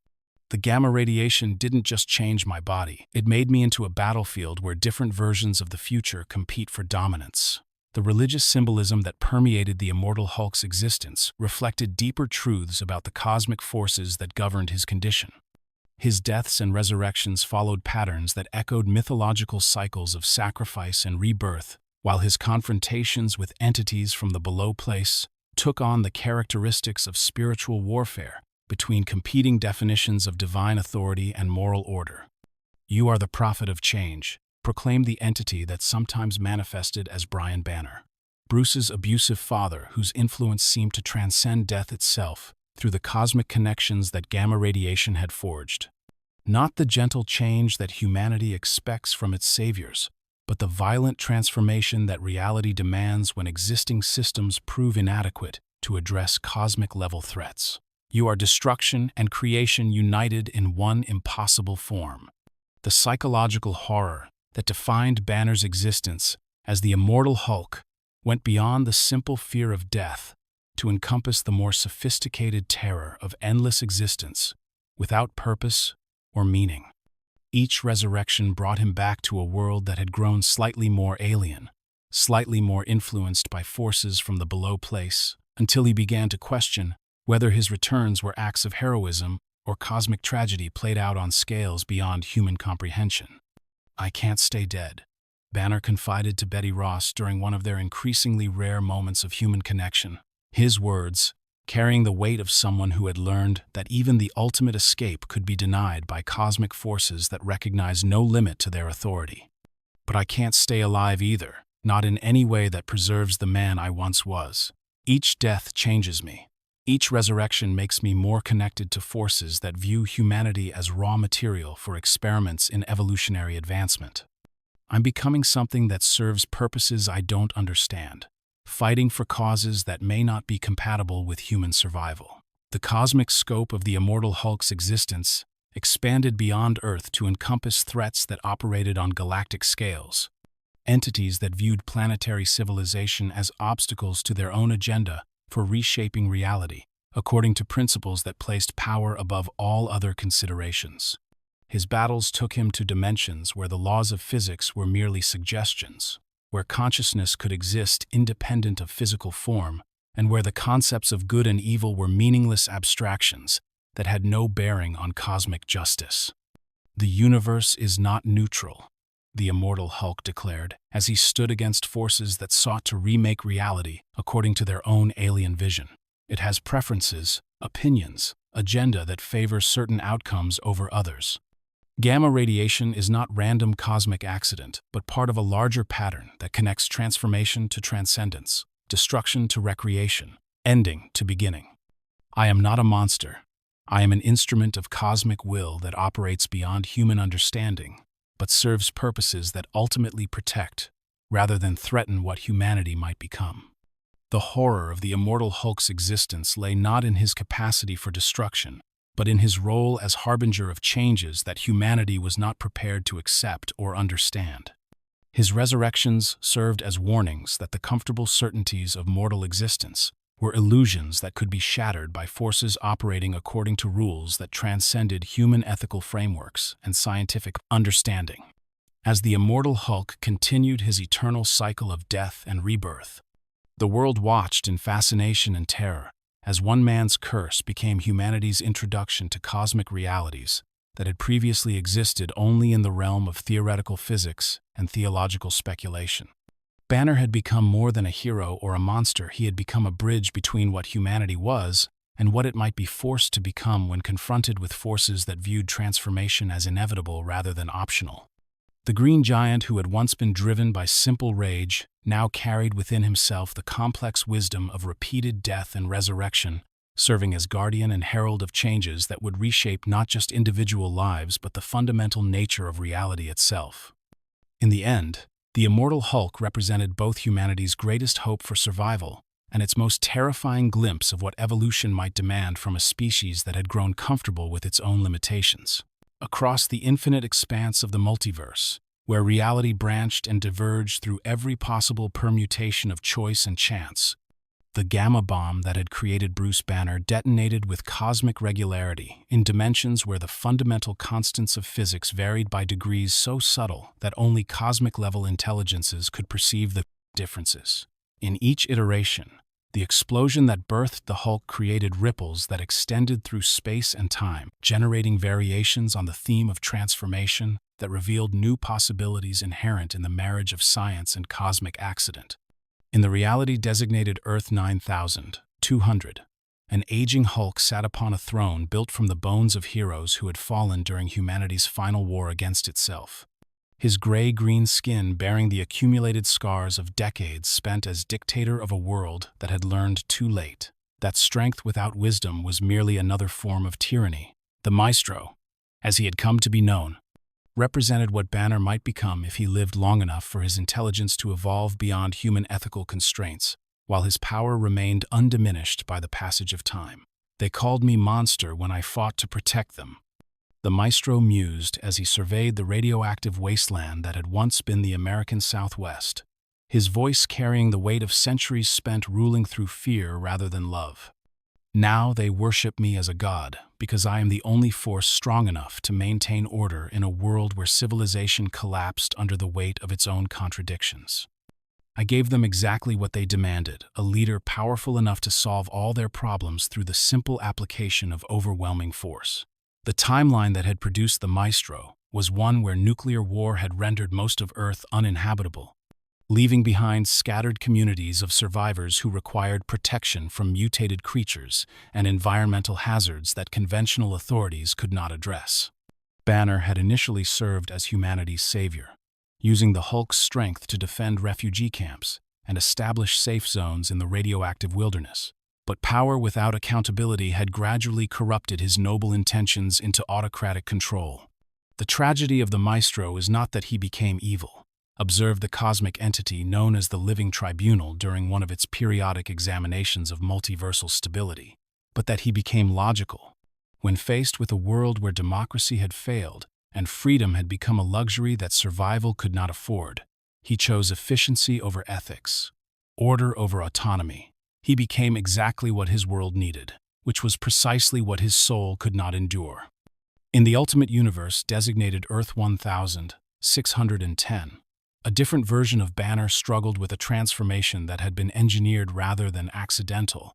His condition, the result of military experiments that had attempted to recreate the super soldier serum that had created Captain America. This Hulk was larger, more primitive, and more destructive than his mainstream counterpart, driven by hungers that went beyond simple rage to encompass appetites that challenged the very foundations of human civilization. The Ultimate Hulk's infamous threat to consume his enemies represented more than primitive intimidation. It reflected a fundamental alteration in his relationship with the concepts of predator and prey that had been hardwired into his enhanced physiology by scientists who had failed to understand the full implications of their experimentation. This version of Banner had been transformed not just into a monster, but into something that existed outside the normal parameters of human morality entirely.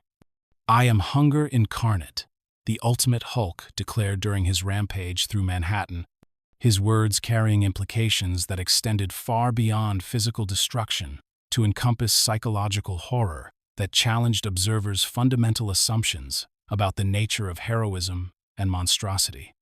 "I consume what threatens me, digest what opposes me, incorporate what resists me. I am evolution given form, the future devouring the past to fuel its own growth." In the reality designated Old Man Logan, where Earth's heroes had fallen to a coordinated assault by its greatest villains, the Hulk had embraced his transformation completely to become the patriarch of an inbred clan that ruled the former territories of the United States, through casual brutality and primitive might. This version of Banner had abandoned any pretense of heroism or moral restraint, using his incredible strength and regenerative abilities to establish a dynasty that would endure through generations of Gamma-enhanced offspring. The Hulk Gang represents the logical conclusion of might makes right philosophy, taken to its ultimate extreme. Logan reflected as he surveyed the wasteland that had once been California, his aged features bearing the scars of decades spent living under the rule of beings who recognized no law except their own desires. They're what happens when you remove all external constraints on power and allow strength to become the only factor that determines social hierarchy. They're not evil, they're beyond evil, existing in a state where such concepts have no meaning. The battle between Old Man Logan and the Hulk Gang served as a meditation on the relationship between power and responsibility, demonstrating what happened when beings of cosmic-level strength were allowed to operate without the ethical frameworks that had once constrained their actions. The Hulk's victory over the X-Men and subsequent rule over his territory had not brought him happiness or satisfaction, but rather a hollow existence defined by dominance, without purpose and strength without meaning. In the Marvel Zombies reality, where a cosmic plague had transformed Earth's heroes into undead creatures driven by insatiable hunger for human flesh, the zombified Hulk represented perhaps the most terrifying iteration of Banner's curse, a being whose incredible strength and regenerative abilities had been combined with the mindless appetite of the Walking Dead. This version retained fragments of Banner's personality and memories, but they served only to make his cannibalistic rampages more psychologically devastating for both himself and his victims. "I understand what I'm doing," the zombie Hulk confessed during a brief moment of clarity between feeding frenzies, his green-tinged flesh hanging in tatters from bones that continued to function despite massive trauma. "I know that I'm destroying everything I once fought to protect, consuming the very people I swore to save. But the hunger is stronger than conscience, more powerful than memory, more fundamental than any ethical framework that human civilization ever developed." The multiversal survey conducted by Reed Richards and the Council of Reeds revealed that the gamma bomb's effects transcended the boundaries of individual reality, creating patterns of transformation that operated according to cosmic principles rather than local physical laws. In every dimension where Bruce Banner existed, gamma radiation had produced variations on the theme of strength versus intelligence, rage versus reason, human versus monster, but the specific manifestations of these conflicts varied according to local conditions and cultural contexts. In reality 2149, where Earth had been consumed by Galactus and its heroes transported to a new world by the cosmic entity's own power, Banner had learned to control his transformations through meditation techniques that had been developed by monks who understood the relationship between spiritual discipline and cosmic energy. This version of the Hulk served as a protective guardian for humanity's new home, using his strength in harmony with rather than opposition to his rational mind. Balance is not the absence of conflict, but the proper relationship between opposing forces. This Banner explained to his counterparts during a multiversal crisis that had brought various Hulks together to face a threat that transcended dimensional boundaries. "The gamma radiation didn't curse me with uncontrollable rage. It gave me access to power that could only be properly wielded when intellect and emotion worked together rather than competing for dominance." The Spider-Verse crisis that had brought together heroes from across the multiverse served as a template for understanding how gamma-enhanced beings from different realities might work together despite their fundamentally different approaches to the relationship between power and responsibility. The Hulks who gathered to face cosmic threats demonstrated that the core conflict of Banner's existence, the struggle between human identity and monstrous transformation, was universal enough to transcend dimensional barriers, while remaining specific enough to generate unique solutions in each reality.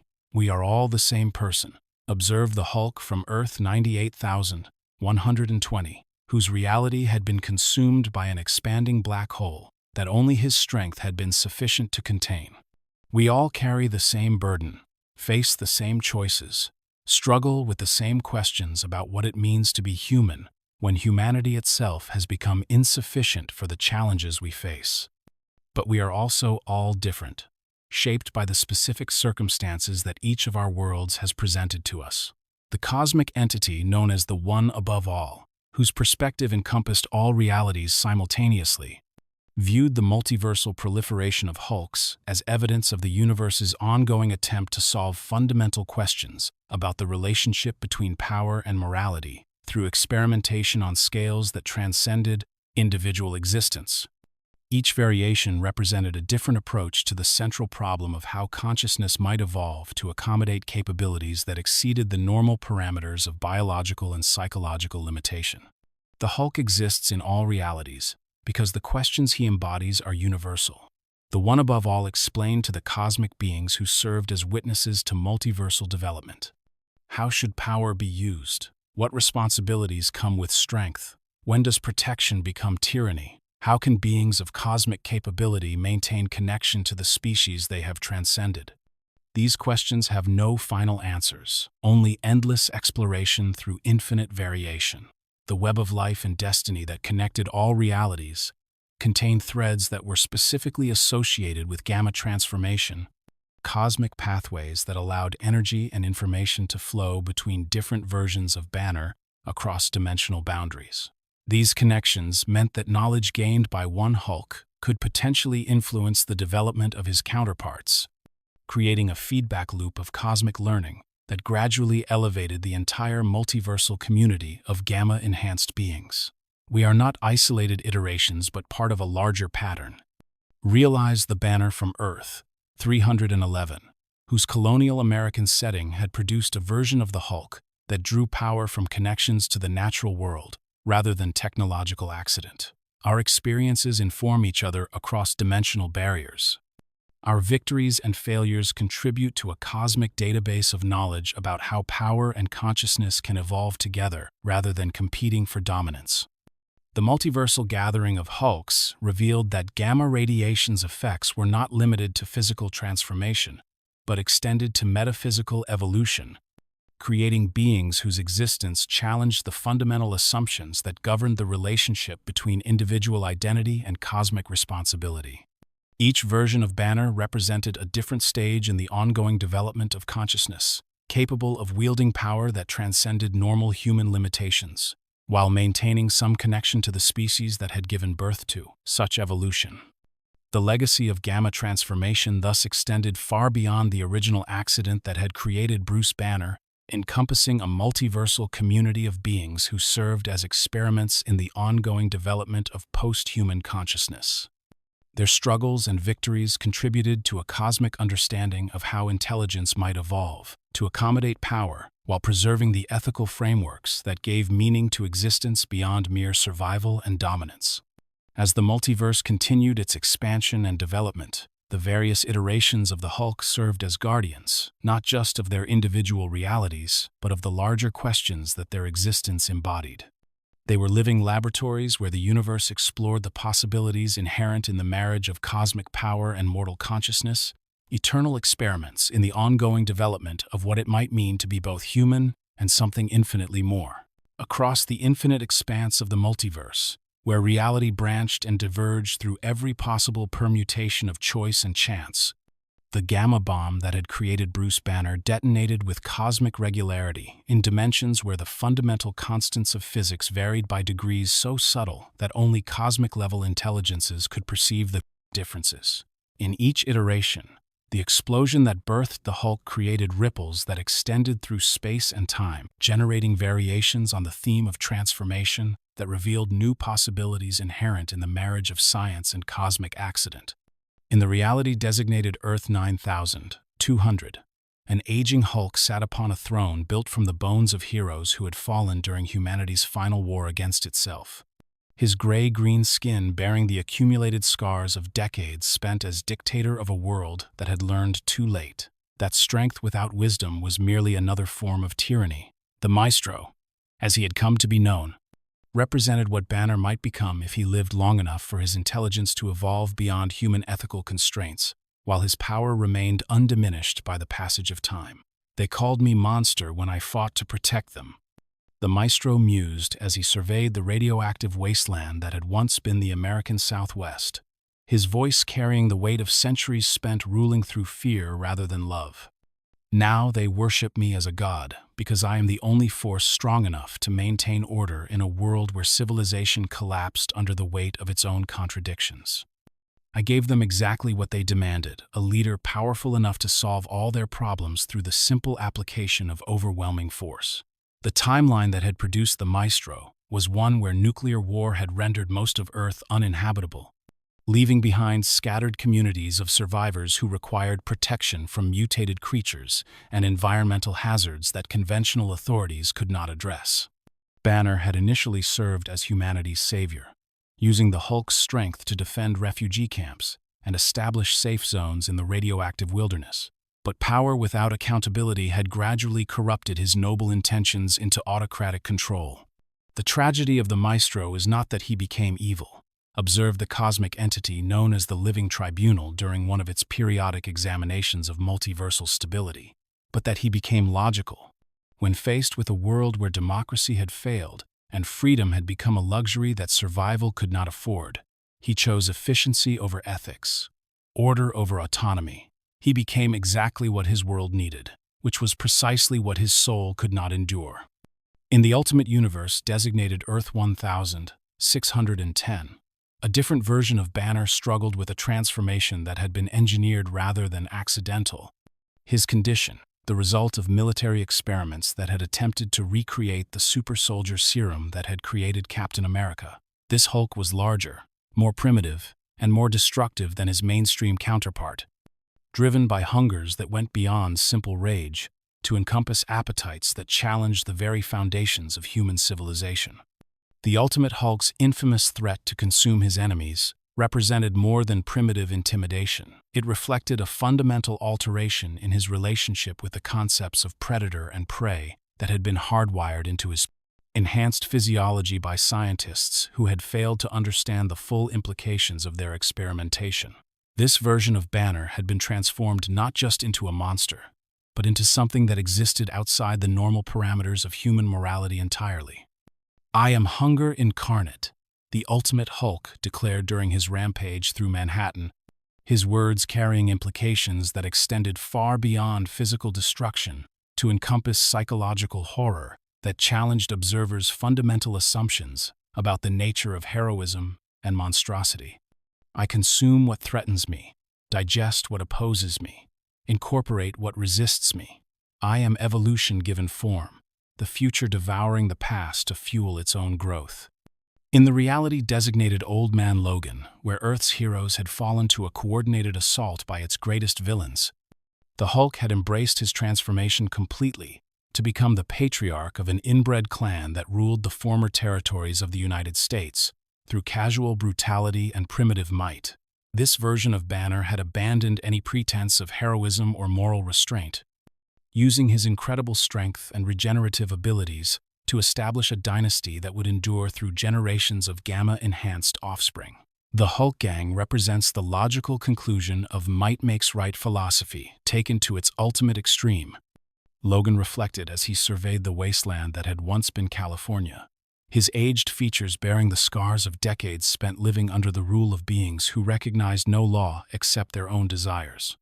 They're what happens when you remove all external constraints on power and allow strength to become the only factor that determines social hierarchy. They're not evil, they're beyond evil, existing in a state where such concepts have no meaning. The battle between Old Man Logan and the Hulk Gang served as a meditation on the relationship between power and responsibility, demonstrating what happened when beings of cosmic-level strength were allowed to operate without the ethical frameworks that had once constrained their actions. The Hulk's victory over the X-Men and subsequent rule over his territory had not brought him happiness or satisfaction, but rather a hollow existence defined by dominance, without purpose and strength without meaning. In the Marvel Zombies reality, where a cosmic plague had transformed Earth's heroes into undead creatures driven by insatiable hunger for human flesh, the zombified Hulk represented perhaps the most terrifying iteration of Banner's curse, a being whose incredible strength and regenerative abilities had been combined with the mindless appetite of the walking dead. This version retained fragments of Banner's personality and memories, but they served only to make his cannibalistic rampages more psychologically devastating for both himself and his victims. "I understand what I'm doing," the zombie Hulk confessed during a brief moment of clarity between feeding frenzies, his green-tinged flesh hanging in tatters from bones that continued to function despite massive trauma. "I know that I'm destroying everything I once fought to protect, consuming the very people I swore to save. But the hunger is stronger than conscience, more powerful than memory, more fundamental than any ethical framework that human civilization ever developed." The multiversal survey conducted by Reed Richards and the Council of Reeds revealed that the gamma bomb's effects transcended the boundaries of individual reality, creating patterns of transformation that operated according to cosmic principles rather than local physical laws.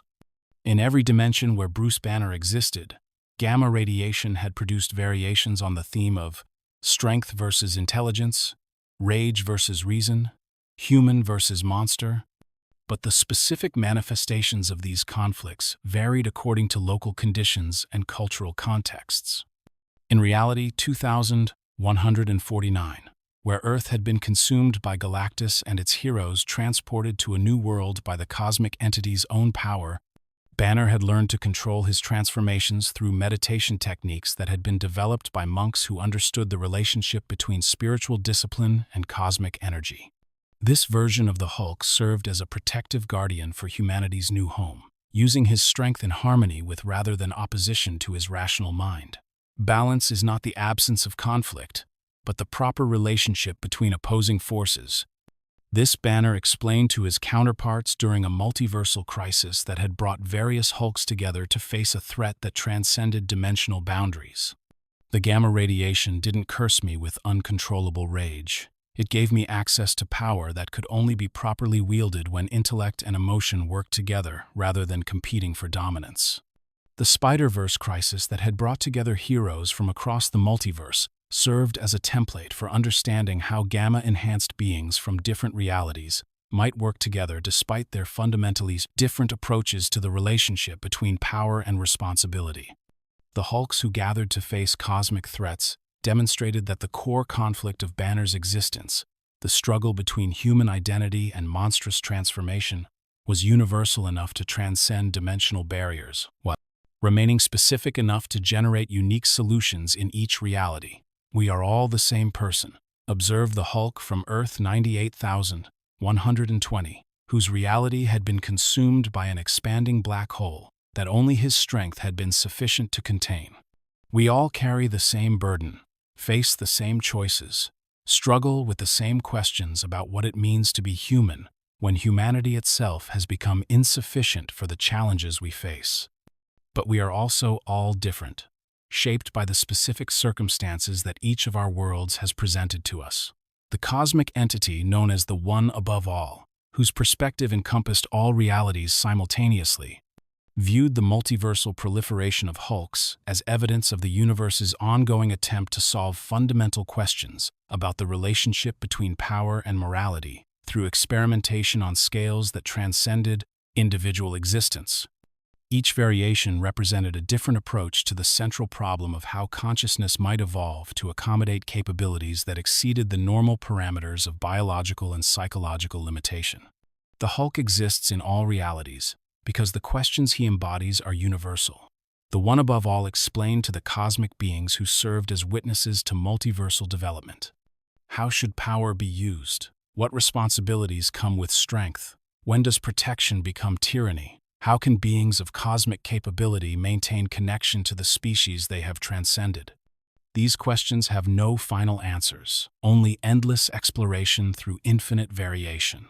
The web of life and destiny that connected all realities contained threads that were specifically associated with gamma transformation, cosmic pathways that allowed energy and information to flow between different versions of Banner across dimensional boundaries. These connections meant that knowledge gained by one Hulk could potentially influence the development of his counterparts, creating a feedback loop of cosmic learning that gradually elevated the entire multiversal community of gamma-enhanced beings. We are not isolated iterations but part of a larger pattern. Realize the Banner from Earth 311, whose colonial American setting had produced a version of the Hulk that drew power from connections to the natural world rather than technological accident. Our experiences inform each other across dimensional barriers. Our victories and failures contribute to a cosmic database of knowledge about how power and consciousness can evolve together rather than competing for dominance. The multiversal gathering of Hulks revealed that gamma radiation's effects were not limited to physical transformation, but extended to metaphysical evolution, creating beings whose existence challenged the fundamental assumptions that governed the relationship between individual identity and cosmic responsibility.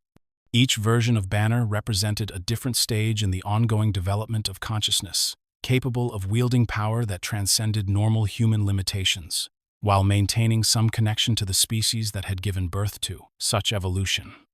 The legacy of gamma transformation thus extended far beyond the original accident that had created Bruce Banner, encompassing a multiversal community of beings who served as experiments in the ongoing development of post-human consciousness. Their struggles and victories contributed to a cosmic understanding of how intelligence might evolve to accommodate power while preserving the ethical frameworks that gave meaning to existence beyond mere survival and dominance. As the multiverse continued its expansion and development, the various iterations of the Hulk served as guardians, not just of their individual realities, but of the larger questions that their existence embodied. They were living laboratories where the universe explored the possibilities inherent in the marriage of cosmic power and mortal consciousness, eternal experiments in the ongoing development of what it might mean to be both human and something infinitely more.